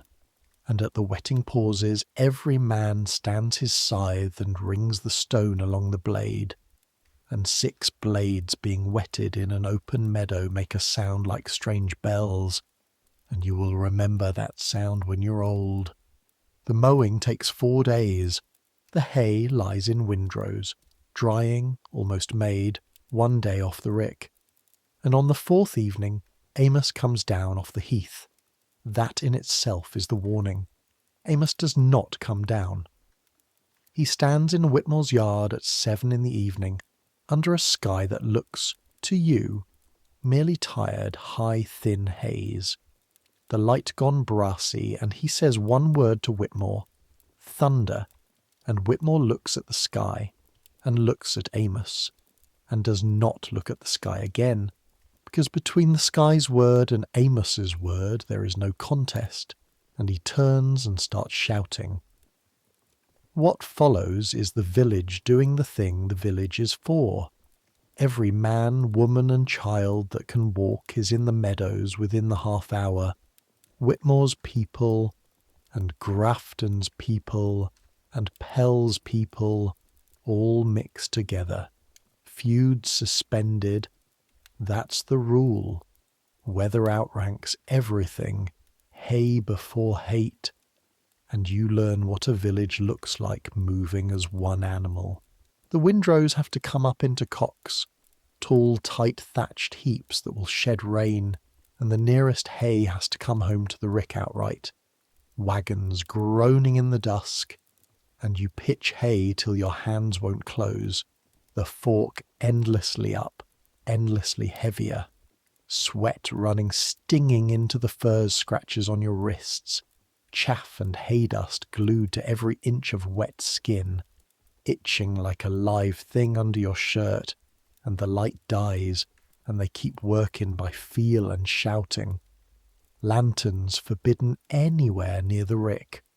Dry hay being one spark from catastrophe, and the first lightning opens up the whole valley in white. The church tower, the elm, 200 bent backs, all printed on your eyes in one flash, and the thunder comes down the valley like something falling downstairs, and the first fat drops hit the dust around you with the smell. That smell. Hot dust drinking rain. And here is the thing you will find hardest to explain to anyone who wasn't there. Nobody ran for shelter. Not one person. The last cocks were topped and raked down in the streaming dark, rain hammering. Everyone soaked to the bone in half a minute, water running off the ends of noses and the tines of forks. Little Dan Furze staggering under armfuls of hay bigger than himself. Hannah beside you with her skirts curtled up and her hair stuck flat, laughing, actually laughing into the storm. And when the last cock stood and there was nothing left to save, the whole meadow full of people just stood there in the roaring rain, chests heaving, and somebody cheered, and then everybody cheered, drenched and ruined and triumphant. And Whitmore sent word to the plough that there was a shilling behind the bar for every man who'd pitched, and you walked back up the street in the warm rain in a crowd of neighbours, and for the first time since October, walking in the middle of them, you were not a stranger carrying a bundle. You were one of the backs the lightning had photographed. You were in the meadow. All your life here, that will count. He was in the meadow, the night of the great storm, the year 50. The hay is saved, all but a few spoiled cocks. 2 parishes over, you hear later, they lost the whole of their low meadows, and their winter will be hard, and Ashcombe clicks its tongue with the particular sympathy of the reprieved. And 10 days after that, in the first heavy heat of July, on an evening so still you can hear the brook from the farmyard, the village finally speaks to Aldous Root. You hear it before you understand it. You're in the stable, last rounds, and there comes a sound from the bottom end of the street, and the sound is wrong in a way that stands every hair on your arm straight up. It is not music. It is the deliberate murder of music, kettles and pot lids beaten together, a cow's horn blown flat and cracked, bones rattled in a can, a fire shovel dragged shrieking along a wall, and under it, voices, not singing, chanting, a low rhythmic jeering roar. And Jem appears at the stable door with a look on his face you haven't seen there before, half grim, half lit up, and says, "Rough music," and grabs the 2 brass skillet lids off the harness room shelf and hands you one. Understand what you are joining, because it has rules like everything else, exact rules, old as the Merestones. This is the skimmington, the rough music, this ceremony by which a village punishes what the law can't or won't reach. A man may beat his wife in 1750, and no constable will trouble him. The law of England is essentially silent inside his front door. But the village is not silent. The village has this, and it works like this. The crowd assembles at dusk, faces smudged with soot, some men in women's aprons, the world turned deliberately upside down, and at the front on a pole carried between 2 men, a straw effigy, man-shaped, in a coat everyone recognises as the twin of Root's coat, and the procession goes down the street gathering everyone. This only works if it's everyone. The smith beating his biggest pan, the respectable Mistress Whitmore herself at her gate with a face of stone giving the thing her presence, which is her signature, and the vicar's curtains drawn tight, which is his signature, the church's oldest bargain with the parish. I see nothing, and the constable ambling at the very back, staring with enormous interest at the moon. 3 nights. That's the sentence, that's the custom. 3 nights of it, and you're in it. Banging your borrowed lid till your palm buzzes numb, swept along in the torch smoke and the din to the house on the Banbury Road, and the crowd, maybe 150 souls, half the parish, rings the house and serves its noise on Aldous Root for 1 full hour by the church clock. The windows stay dark. He's in there. Everyone knows he's in there. The noise is a wall, a tide. You can feel it in your breastbone, and there's a moment, and you'll think about this moment for years, when the racket all at once finds a rhythm, unplanned, 150 separate clatterings pulling into one huge slamming pulse, and the crowd roars at its own unity, and you feel the terror of the thing from the inside, the joy of it, and the terror of it in the same heartbeat, because this warm animal that you are one cell of, this is what would come for you, this exact thing. If you were ever what root is, and everyone in the crowd knows that too, that's half of why they're here. Every skimmington is also a rehearsal and a warning to its own participants, and when the hour is done, the effigy is set on the pole in front of his gate, and on the third night the effigy is burned there, straw whooshing up yellow, the crowd suddenly dead quiet watching it. The man-shape folding into the fire, sparks going up into the dewy dark over the road, and then everyone simply goes home. No stone through the window, no hand on him. Rules. The violence is entirely ceremonial and entirely real, and it lands harder than fists, because what has actually happened is that the parish has spoken his sentence in public. We all know, we're all agreed, you're outside. By Michaelmas, Aldous Root has sold up and gone, nobody quite knows where, Banbury Way, somewhere with streets and strangers, somewhere without a ledger. Susan Root is back in her mother's cottage, back in the Pell pew, and here is the last rule of the affair, and it might be the most striking one of all. Nobody speaks of it. Ever. Not at the plough, not at the well. The rough music is never discussed in daylight. That's part of its lore. It belongs to the night side of the village, and the one time, months on, that a foolish young carter starts to boast of his part in it, the room goes so cold so fast that he stops mid-sentence and buys around. The village keeps its own counsel. The village you are coming to understand is not 300 people who follow the rules. The village is the rules wearing 300 people.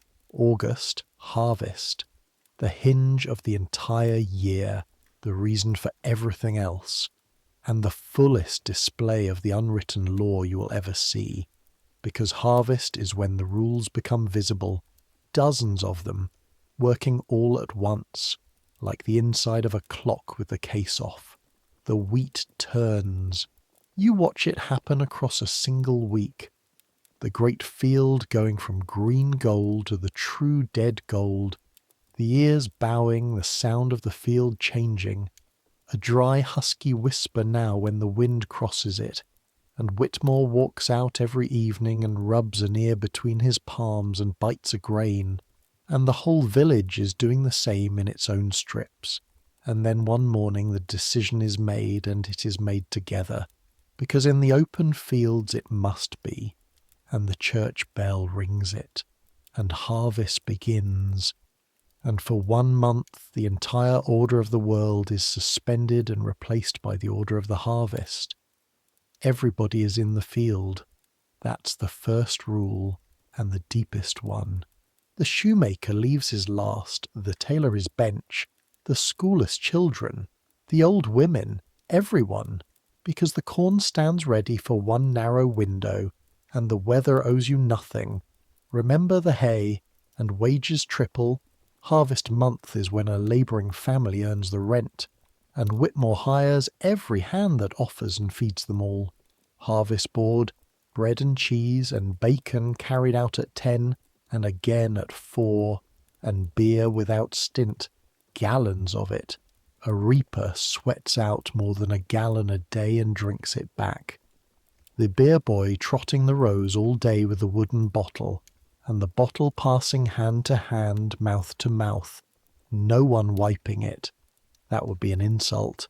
And the drink going down your dust-caked throat warm and yeasty and better than anything you have drunk in your life. The work itself. The men scythe or reap with the toothed sickle, bent double in the heat, and you learn that harvest pain is its own country. The small of your back after 10 hours stooped, a bright band of iron that no position eases, your forearms lashed by wheat straw which cuts. People don't know that. Ripe straw edges like paper, and by the second day every reaper's arms are laced white and red, and the awns and dust find every scratch and burn there sweetly all day, and your right hand swells around the sickle grip so that at night, in the loft, you have to open the fingers one by one with your other hand, prying your own hand open like a rusted hinge, and Jem does the same to his, and neither of you says anything, and you're asleep before you finish thinking about being tired. Behind the cutters, the women and children gather and bind, a twist of straw becoming a band in Hannah's hands faster than your eye can follow, sheaf after sheaf after sheaf. And behind them the shocks go up. Sheaves lean together in tented rows to finish drying, and the field converts, hour by hour, from standing corn to a city of little golden tents, and at the end of each strip the owners mark, this strip Whitmore's, the next Pell's, the next the widow's half-acre, which the neighbours reap for her. Of course they do. In turn, unasked. That's not charity, that's the machine. She or hers will carry drink or mind children, or lend her fire in payment nobody counts, because the counting is done by the century, not the day. And here, in the harvest field, you nearly make your second great mistake, and this time you feel the ice under your foot before it breaks, which is itself the proof of your year's education, gleaning. After the sheaves are carried, the field lies studded with dropped ears, and the gleaning of them belongs, by a custom older than any law report, to the poor of the parish, to the women and children, and a diligent family can glean corn enough for weeks of bread. It is a real harvest, the poor's own harvest, and it is governed. Naturally it is governed. Here the rules: no gleaning until the field is fully cleared, and the guard sheaf, the last sheaf standing sentry, is carried off. No gleaning before the bell. The church bell rings the gleaners in each morning, 8 o'clock, and rings them out at evening, so that the strong cannot steal a march on the weak. So the widow with 5 children and the widow with none start level. The bell is the poor policing fairness among the poor. Village families only. A gleaner from outside the parish will be turned back at the field gate by a wall of aprons. And gleaners take dropped ears only, never from the sheaf, never from the shock, and the line between a fallen ear and a fallen sheaf is known to the finger's breadth by every woman in that field. What happens is this.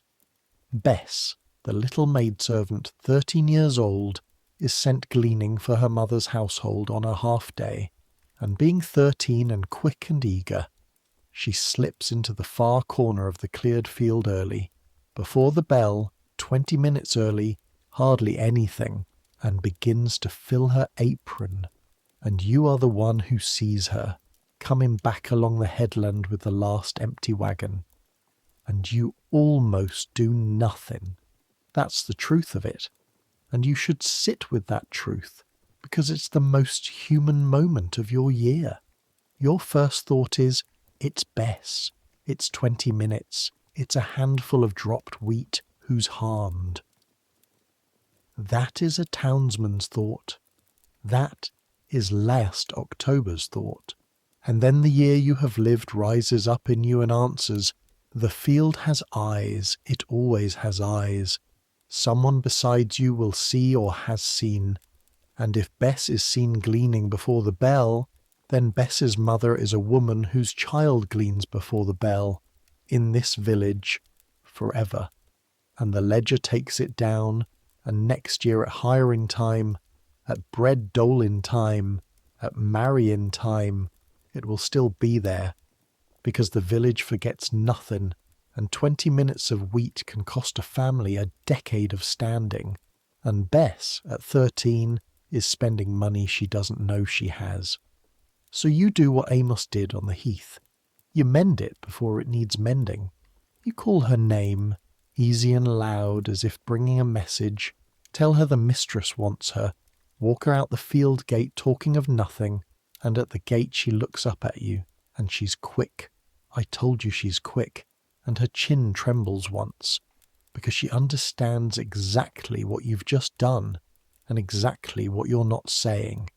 And the apron of wheat goes quietly back over the stubble, scattered wide, and at 8 the bell rings, and Bess of Ashcombe walks in through the gate with 40 other gleaners, level and lawful, and gleans till the evening bell with the best of them, and nothing enters the ledger, and nobody will ever know, except that late that evening old Amos, leaning at the fold gate as you pass, looks at you a long moment and says, "You're getting the way of it, boy," and turns back to his sheep, and you walk on down the darkening lane absurdly, completely happy.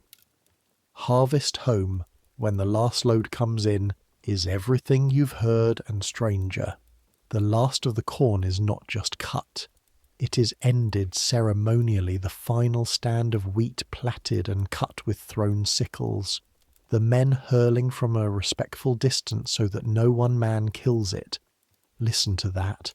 The custom is arranged so that no single hand bears it, and the cut corn is braided by the oldest woman in the field into a rough figure. The neck, the mare, corn baby, every village its own name for her, and she rides home on the last wagon on top of the load, with the children up beside her shrieking, and the horses ribboned, and the whole procession singing across the stubble in the enormous red evening, and that figure will hang in Whitmore's kitchen above the hearth until next harvest.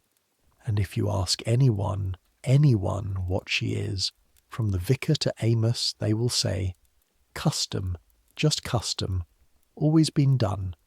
And their grandfathers said the same, and their grandfathers, back and back and back beyond the register, beyond the church, beyond, quite possibly, the language itself, and nobody knows, and nobody needs to know, because in Ashcombe a rule does not require a reason. Age is the reason, always is the reason. And then the harvest supper in Whitmore's great barn, trestles down the middle, the whole workforce fed at the master's charge. Beef and plum pudding and strong October ale saved a full year for this. And here at the year's summit the order of the village is both displayed and for one night dissolved. Whitmore carves and serves his own labourers with his own hands, master serving man. The world turned briefly, safely upside down the way it was at the Skimmington, and there is singing. Every man his song in turn, that's the rule. And they make you sing, these strangers tax. And you stand on the bench with your ears on fire and give them the one song you know from home, 19 foreign miles away, and they hammer the tables and roar, and Hannah looks at you down the length of the trestle through the candle smoke, and Jem is asleep in the straw before the cheese, and outside the open barn doors the stubble fields lie grey under a huge climbing moon, shaved, emptied, done, and the year has cracked its back, and everything from here rolls downhill toward winter, and toward the end of your hiring, and toward the one climb you haven't yet made, which we'll make now, because the ringers are about to take you up the tower. It happens in late September, in the last week of your hired year, and it happens because of the bells. The ringers of St. Mary's are a guild unto themselves, 5 men with permanent right of access to the tower, a barrel of ale in the ringing chamber by ancient arrangement with the churchwardens, and a jealousy of their art like masons. Jem's uncle is one of them, and Jem has been learning the treble all summer, sneaking off on practice nights, coming home with his palms rope burned, and one golden evening he says, "Come up, uncle says you may," and you climb. The tower stair is a spiral of stone in the dark, each step scooped hollow in the middle, and I want you to think about that hollow as you climb it, because your feet are wearing it too now, your grain of sand joining 300 years of ringers and sextons' boots, the wall cold and rough under your steadying hand, the light falling in blades through arrow-slit windows, round and up, past the ringing chamber with its ropes hanging still, their striped woolen grips, the sallies, fat and soft as cats, past the clock chamber where the church clock stands like an iron loom, ticking with a slow, enormous authority, the whole machine smelling of oil and dust and time, past the bells themselves in their timber cage, 5 of them, dark bronze, huge at arm's length in a way they never are from the ground, the oldest cast, its shoulder says in 1571, with a prayer round the rim in letters you trace with one finger, metal cold and faintly rough, wax and verdigris. This bell was ringing over this street before anyone in the register below was born, and then a ladder and a trapdoor stiff on its hinges, and you put your shoulders against the weight of it, push, and come out through the floor of the sky. The roof of the tower, the wind takes your hair, and Ashcombe lies down below you, all of it, whole at once, for the first time. You've lived in it a year, and you have never once seen it. You've seen it the way an ant sees a garden. Now, the single street with its 2 mud-glazed cart ruts catching the low sun like rails of light. The roofs, and you know them. That's the thing that undoes you a little. You know every roof. Widow Cray's sagging thatch that the parish will quietly relay this winter. The smithy with its smoke standing up. Hannah's mother's cottage at the bottom end. The plough, the pound, the great elm from above like a green cloud with the stocks tiny and toy-like at its foot. The farmyards behind the street. Whitmore's rickyard with the new stack standing thatched and combed. Fat as loaves. A year of everyone's life expressed as 4 ricks. And around it all, the great fields. And from up here, only from up here, you can finally see what you've been walking in. The strips. Hundreds upon hundreds of them. The whole vast patchwork of the open fields laid out in the stubble light, this strip and that strip and the next, seamed together like something woven. And you can see, actually see with your eyes, that no man's land stands alone. Every strip bordered by 4 neighbours, the entire parish physically interlocked. A fabric. And you understand in one look from the tower what took you a year to learn on the ground. Of course this village watches everything.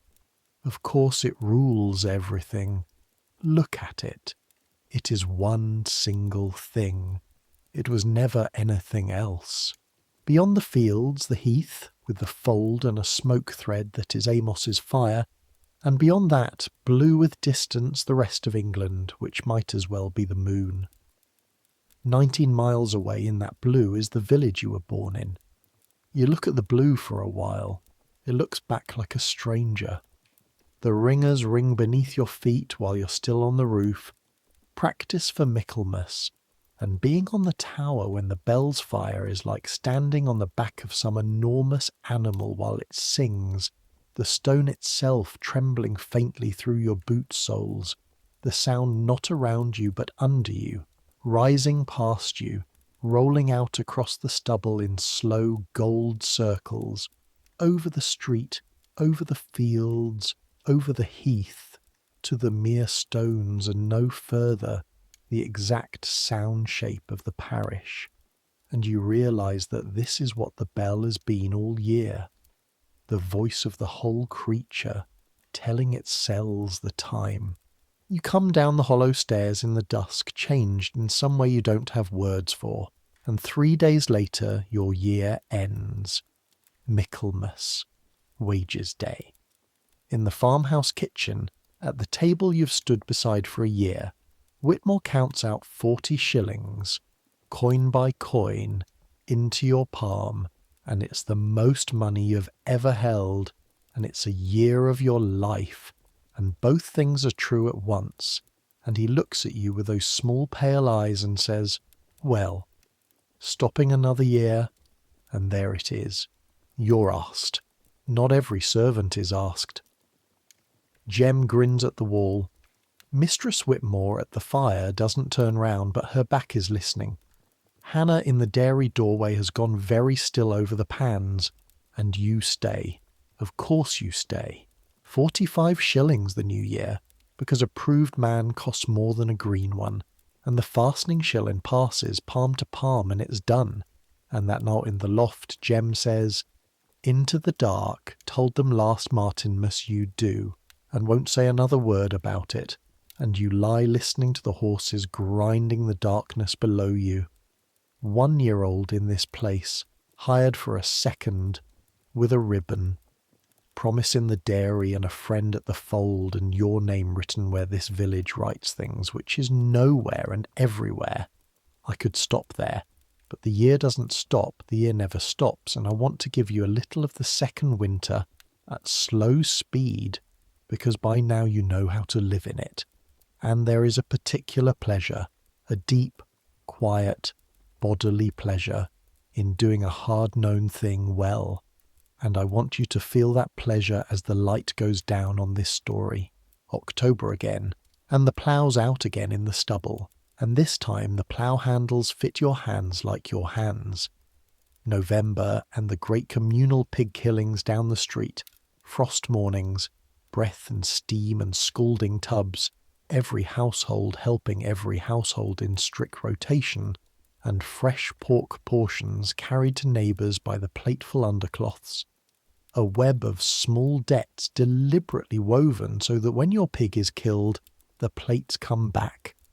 The village insuring itself dinner by dinner. December, and you carry wood to Widow Cray's without being told, and she receives it at her door with the graciousness of a duchess, which in the currency of Ashcombe she more or less is, and never says thank you, and that is correct. Between neighbours of long-standing, thanks would make it charity, and it is not charity, it is the coat, the heavy coat being worn. And through that second winter, the evenings, this is where I'll leave you longest, because this is the part made for sleep. The farm kitchen after supper, work done, frost outside drawing its slow ferns up the inside of the window glass.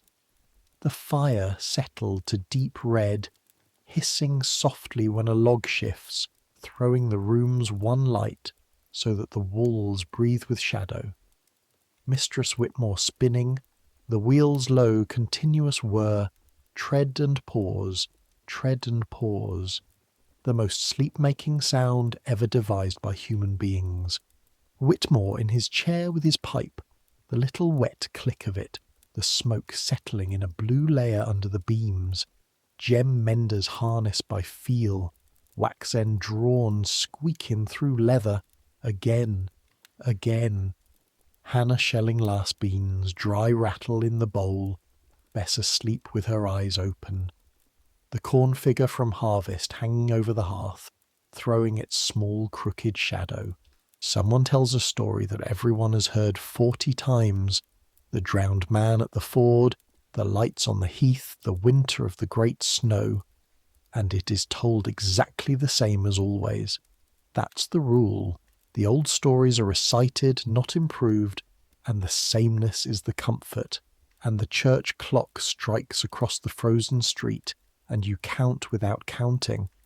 And the wheel whirs and the fire ticks, and outside the whole village lies pressed under the cold, with its smoke rising straight up into a sky rammed full of stars, 60 households breathing in the dark within one bell's sound of each other, watched over by each other, held for better and worse, richer and poorer, in the oldest, tightest weave there is. Before we go up to that last night, though, there are pieces of this year I've been holding back, because they belong to the slow middle of things, and the slow middle of things is where a village actually lives. Let me give them to you now, at the speed they happened. There is a market day in your first November when Whitmore sends you to Banbury with the cart, alone, trusted for the first time with the mare and the road. And Banbury is only a market town, 3,000 souls perhaps. But after 6 weeks of Ashcombe, it hits you like London would hit a Banbury man. The noise of it, the pure strangeness of walking down a street where nobody knows you, where your face means nothing, where you could sit in any pew in any church and no one would stand at the bench end looking at you like a pig in a chair. You buy the iron ware and the salt fish you were sent for. You watch a quack doctor sell green bottles off the tail of a wagon to a crowd that knows he's lying and buys anyway. You eat a hot mutton pie standing against a wall with the grease running down into your sleeve, and it's the finest thing you've tasted since home. And for 1 hour, one strange floating hour, you feel the thing Amos warned you about in reverse. Nobody's watching you. Nobody. You could do anything, say anything, be anyone. It feels like flying for an hour, and then it starts to feel like falling, which is the same sensation lasting too long. And by the time the mare turns her own head onto the Ashcombe road in the failing light without you asking her, you're glad. That's the truth, and you may as well own it. The first dog barks at the ford, passing you up the street throat by throat, announcing you, Whitmore's lad, back with the cart, and the sound that meant surveillance in October means something else now. It means the machine knows you're home. There's a word for what it means, and the word is safe. There's the Manor Court, held twice a year in the hall of the old manor farm, the court leet and court baron, the squire's steward down from Oxford with his books. And this is where such of the village's law as does get written, gets written. And you attend because every man of the parish attends, crowding the back of the hall in your church clothes, and what you see is the unwritten rules putting on their one suit of formal dress. A jury of the village's own farmers sworn, present in the year's offences, and hear what counts as an offence in this world. Henry Grafton has left his ditch unscoured, so that the water backs onto his neighbour's strip, fined 6pence. The miller's pigs have gone unringed on the common, fined. A cottager has taken in a lodger from outside the parish without leave, and this is serious. This wakes the room up, because a lodger could become a settlement could become a pauper becomes everyone's rate, and the lodger is ordered gone by Lady Day. Someone has moved a mere ball, a boundary marker in the fields, by, it is alleged, 1 foot. 1 foot. The hall goes as quiet for that as it would for a stabbing, and the jury walks out the following Monday, all 12 of them, to stand in a November field and stare at a stone for an hour, because a foot of land held wrongly for a year becomes a precedent, and a precedent held for a generation becomes a right, and every man in that hall holds everything he has by exactly such precedents. And so the stone is solemnly, formally, ceremonially moved 12 inches back and entered in the book. And that book, that actual book, will still exist in your future, in a county archive, steward's ink on rag paper, recording that in the 24th year of King George II the homage presented, that a stone was wrongly moved and was restored. The village never loses a case, I told you. And there is one night I almost left out because it frightens me a little even now telling it, and it happened in your 1st February, in the worst of the hunger weeks, and it shows you the one border where the village's law and the king's law stand facing each other with their hands on their knives. It's Jem who wakes you, past midnight, dressed, with his hand over your mouth before you can speak, and outside in a cold that hits your lungs like well water, are two other men, labourers from the bottom end, with a lurcher dog that makes no sound at all.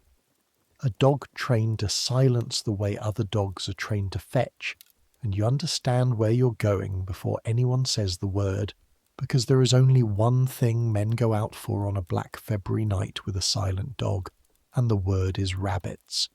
And the place is the squire's warren on the far slope beyond the heath. Now listen carefully, because everything about the next 3 hours runs on rules, and the rules are a matter of life and death, and I mean that with no colour added. This is 1750. The game laws of England reserve the hare, the pheasant, the partridge, the deer, to men of landed property, by qualification written in Acts of Parliament, and the punishments run from fines through jail to transportation, and within living memory, under the Black Act, men have hanged, actually hanged, for taking deer with blacked faces, and every man walking beside you knows a name or two from other parishes, men who went to the assizes and did not come back. That is the King's law, and beside it, inside every cottage in Ashcombe, runs the other law, the older one, which holds calmly and absolutely that the wild creatures of the earth belong to no man until they are caught, that a rabbit eating a poor man's cabbages owes the poor man dinner, that God did not make the hare with the landlord's mark on it, and that feeding your children from the squire's overrun warren in a dear winter is no sin at all. And the village believes this the way it believes in frost. Not one man in the parish, save the squire's own keeper, would call what you're doing tonight stealing. Not the constable. Possibly not in his private heart the vicar. When a poacher is taken and fined, the fine is quietly made up by collection at the plough. That is the deepest kind of unwritten law there is, the kind that stands up, unarmed, in open contradiction of the written one, and holds its ground for centuries. So you go. I could pretend you refused, but you didn't. You were 16 and hungry adjacent, and Jem asked, and the vouching runs both ways. Being asked was an honour, and you knew it. And what you remember ever after is the discipline of it, the craft. No lantern, the night itself learned by heart, Jem's hand on your shoulder steering you around obstacles you never see, long nets set along the warren bank with frozen fingers, the mesh stiff, your breath held down to sips, and then the lurcher slipped out into the dark like a fish into water to run the rabbits off the feeding ground into the nets, and the sound of it, that's the thing. The almost perfect absence of sound, just the wind and the faint drum of small feet on frozen turf coming nearer, and then the net thrumming, jerking under your hands, alive, and the quick merciful work in the dark that country hands know, and all the time one man apart up the slope doing nothing but listening for the keeper, because the keeper walks with a gun, and keepers and poachers in this England kill each other, some years, in dark fields exactly like this one, and every man present knows it, and the knowing is in your mouth all night with a taste like a penny. 9 rabbits. You're home and separate and innocently asleep by 3, and the rabbits are in 4 different pots by noon, bones burned, skins buried, and 2 days later a rabbit pie, wordless, arrives at Widow Cray's, and the village eats a little easier for a week, and none of it ever happened. And when the keeper comes down the street on market morning, every man he passes gives him a good day of perfect friendliness, and he returns it, knowing precisely what he is looking at, and being himself, a local man with cousins at the bottom end, walks a warren circuit that is perhaps, on the coldest nights, not always quite where a rabbit might expect it to be. You never go again.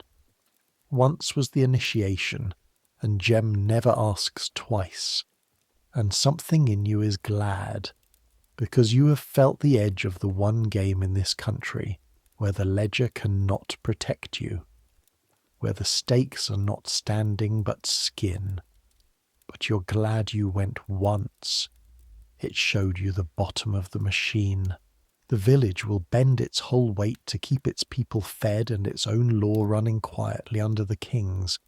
But the weight is carried at risk by particular men on particular frozen nights, and when the village eats rabbit in a dear February, that is not luck. Someone walked out under the gallows shadow and fetched it.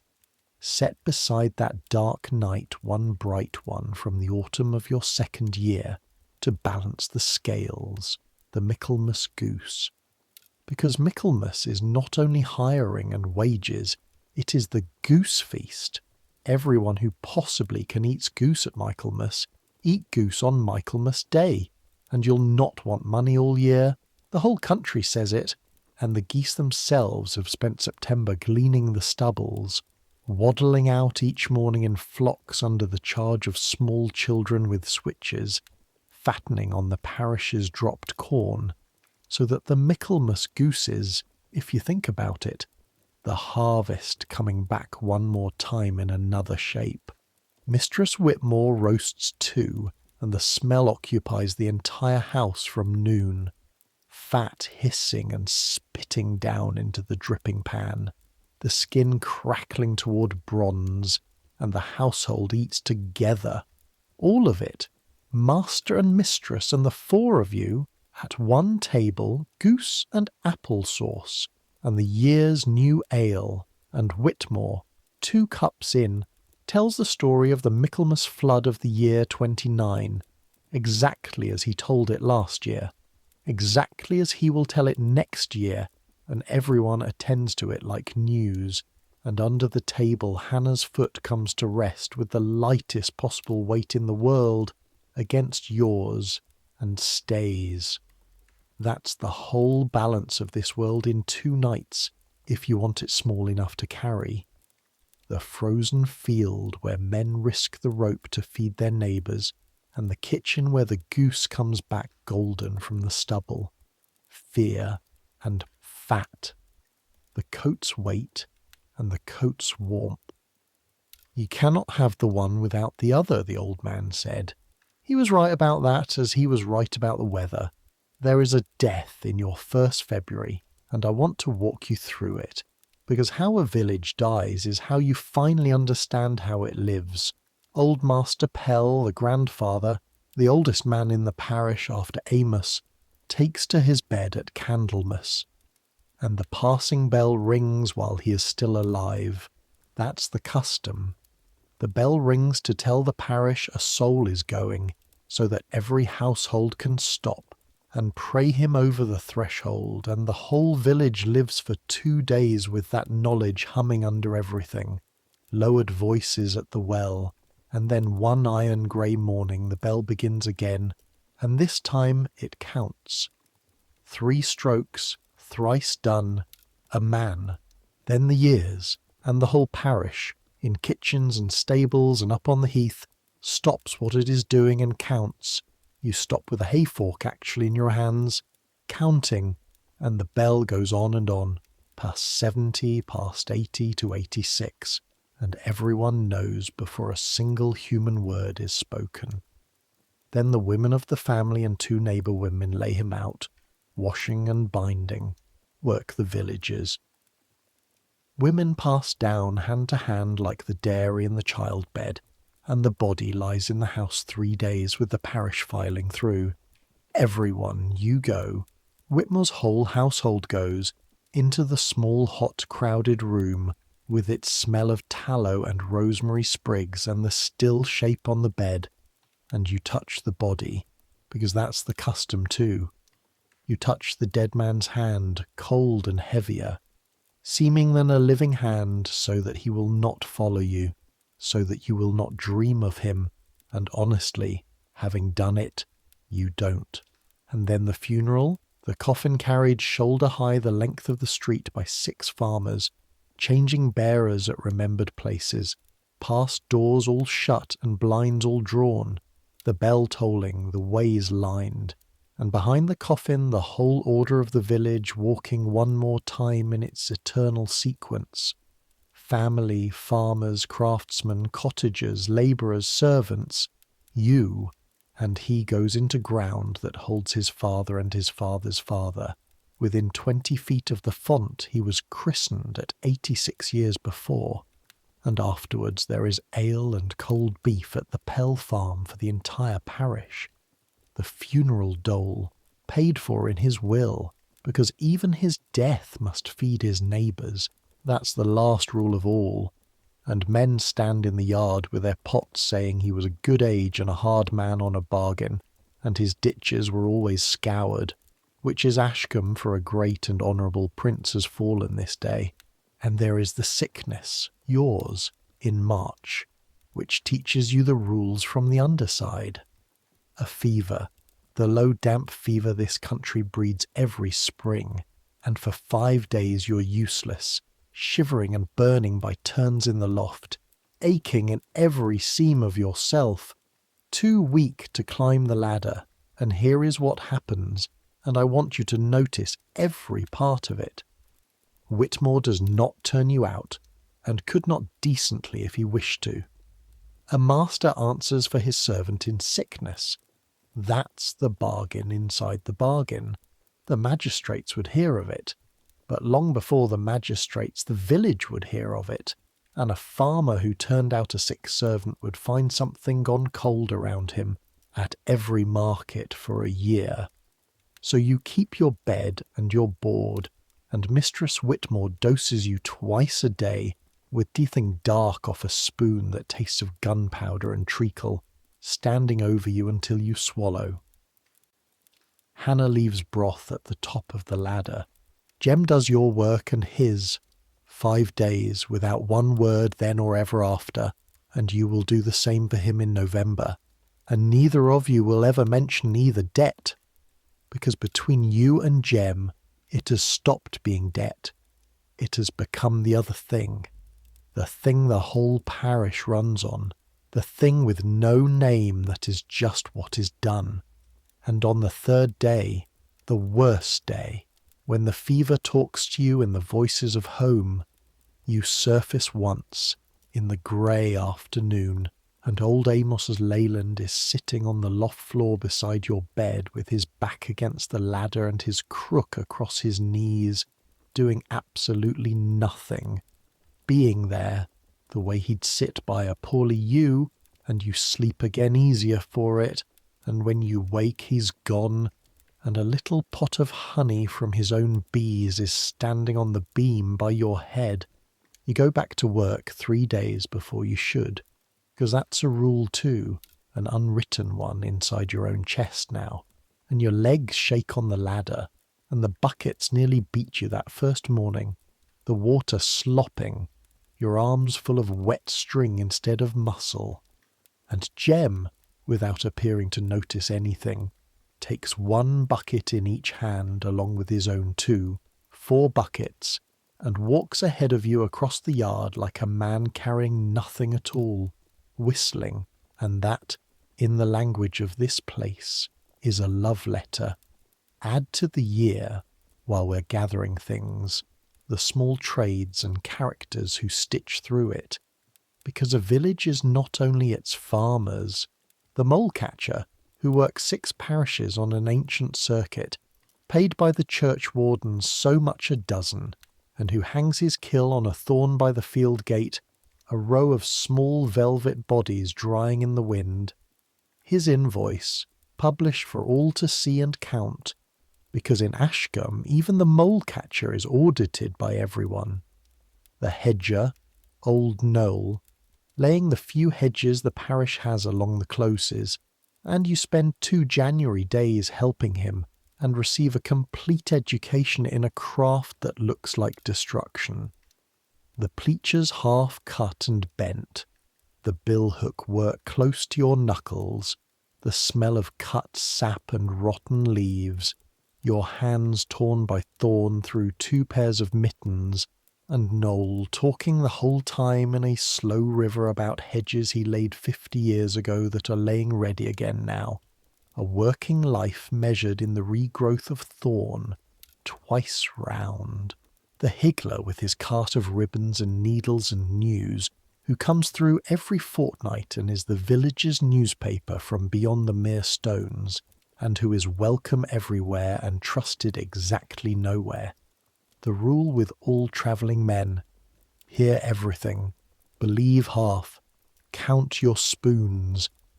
The exciseman, riding through to gauge Widow Hutchins' barrels, greeted with perfect civility and total silence, the village closing over its small evasions like water over a stone, and the parish clerk who leads the psalm on Sundays through his nose keeps the register, digs the graves, and knows, therefore, more of the parish's arithmetic, its births too soon after weddings, its true ages, its buried children, than any man alive, and carries it all with the professional discretion of a man who expects to dig most of the parish's graves personally, and does.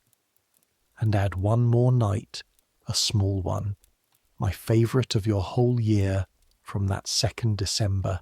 You are sent after dark on a borrowed errand to the far end of the village, and it is a hard black frost, no moon, the stars savage, and you carry the horn lantern, a candle behind thin plates of scraped horn, giving a light about as strong as a good idea, a wobbling yellow egg of brightness that you walk inside of, and the cold is enormous and clean, burning in your nose, squeaking under your shoes, and as you pass down the street you can see, at window after window, the small lights of the village, rushlight and fireglow bleeding through shutters, and hear, muffled to a kind of music, the sounds of the households, a child, a dog, a man laughing, a psalm being murdered somewhere by a family that means it kindly, and at the bottom end a door opens ahead of you, spilling gold across the frost, and a voice, Hannah's mother's voice, calls out, "Who's that abroad?" And you answer, "Whitmore's Tom," and the voice says, "Thought it was your step," and the door closes again, and you walk on with your breath shining in the lantern light, and I cannot fully explain to you why that little exchange holds the whole of this story, but it does. Thought it was your step. 4 words. It means, we know the sound of you now. You're inside the ledger in the way that warms as well as weighs. You have a step in Ashcombe, and it is known. That is what a year buys. And take one more piece of the second autumn with you, because it smells better than anything else in this story. The cider making. October of your 2nd year. The orchards behind the bottom-end cottages heavy and dropping. Wasps drunk in the grass. And the parish's one travelling cider press comes on its cart and sets up in Grafton's yard for a week. And every household with trees brings its apples in sacks and barrows and aprons. And the pressing is done in strict remembered rotation, with everyone helping at everyone's pressing. And for 1 week the whole street smells of crushed apples, a smell so thick and sweet and sharp-edged that it colours your dreams, and you spend 2 evenings feeding the mill, tipping sackfuls into the hopper, the apples rumbling and knocking down the wooden throat, the crushed pulp, the pomace, coming away in wet golden cheeses wrapped in horsehair cloths, stacked and screwed down under the great beam, and the juice running from the press in a braided amber rope into the tubs, and every child in the village standing round with a straw, sucking sweet juice straight from the trickle by immemorial right, faces sticky to the eyebrows, and the men tasting and pronouncing on the blend this year's sharp, needs the sweeting from the church-close trees, with all the gravity of the managuri standing over a boundary stone. Your arms ache from the mill crank in a new place, high on the shoulder, and there are worse aches to earn. The new cider goes down into 60 cellars to work and grumble through the winter, and next summer, It will come up the hayfield in stone jars, and the haymakers will drink last October under next June's sun.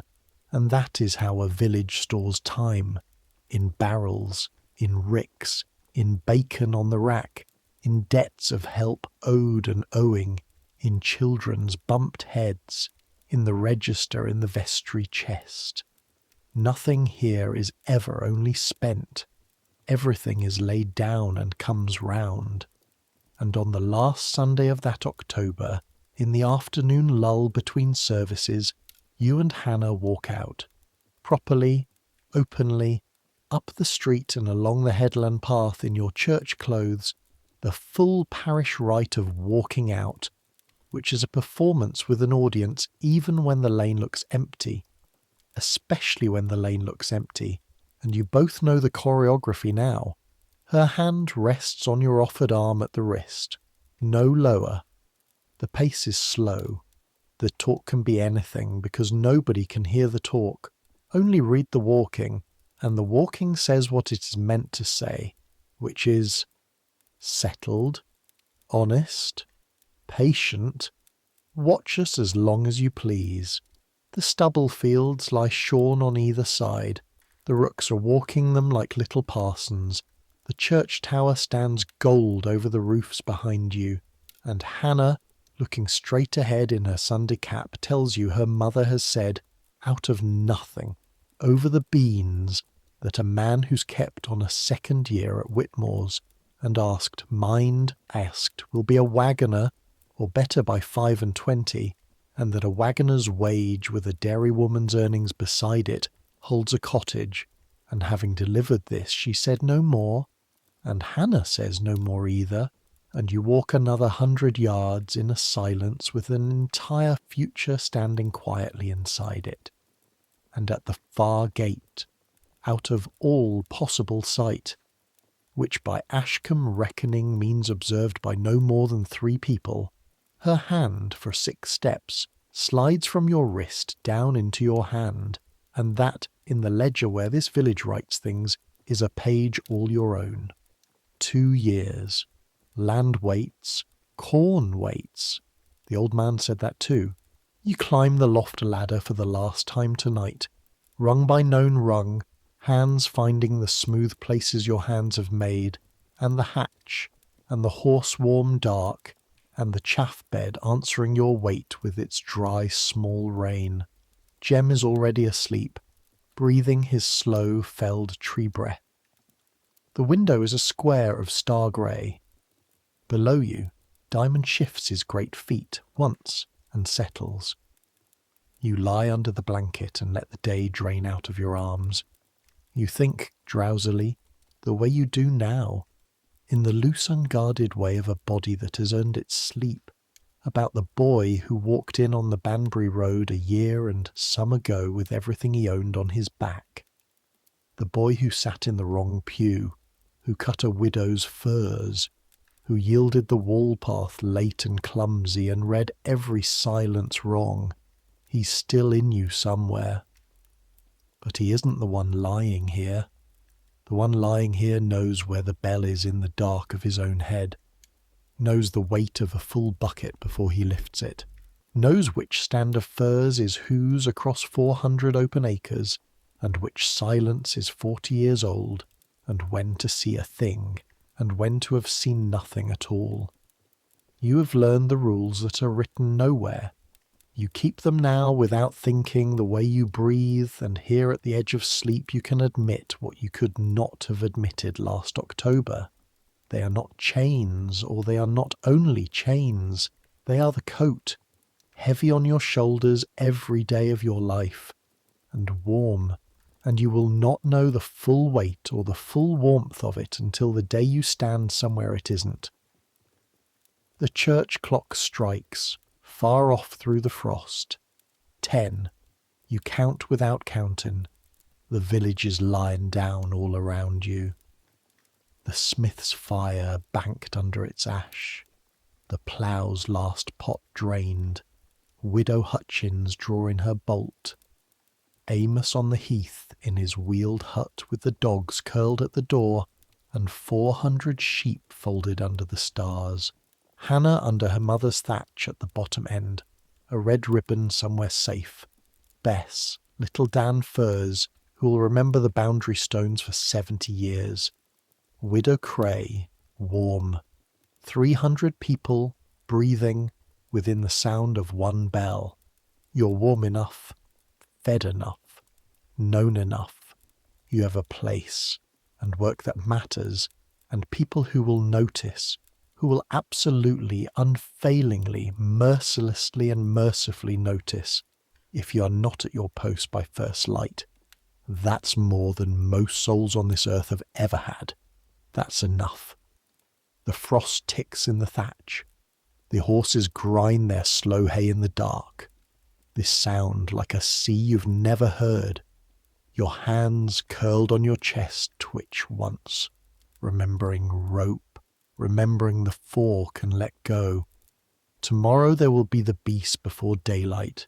Tomorrow there will be the buckets and the ice on the trough and the bell.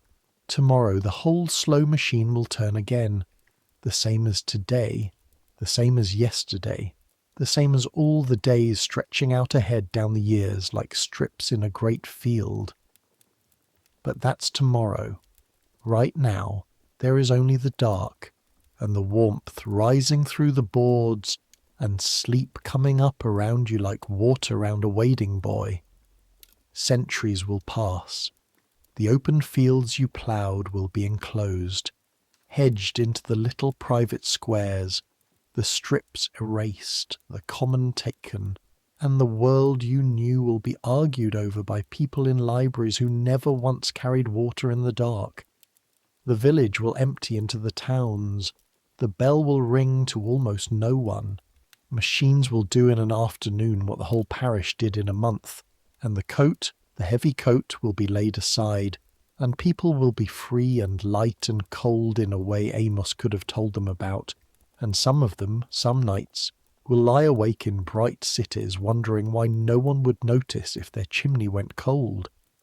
But people will still live within reach of each other, still watch and be watched and be held by it, still lean on custom without knowing why, still walk their boundaries in whatever form boundaries take, and feed each other at harvests of their own, and lie down at night listening for the sounds that mean everything is where it should be. Some things don't change. The need of one person for the eyes of others, that doesn't change. The need for rest at the end of a long day's work, that doesn't change either. So let it come. Let sleep take you the way it took Tom Reddick in the loft above the horses 276 years ago, with the frost on the thatch and the bell in the dark. Let the village fade, let the fire settle, let the wheel wind down, and the last door bolt home, and your thoughts slow and soften and finally stop. You kept the rules today. You carried your share of the weight. You've earned this rest. Take it, and dream of whatever dreams may come. Good night.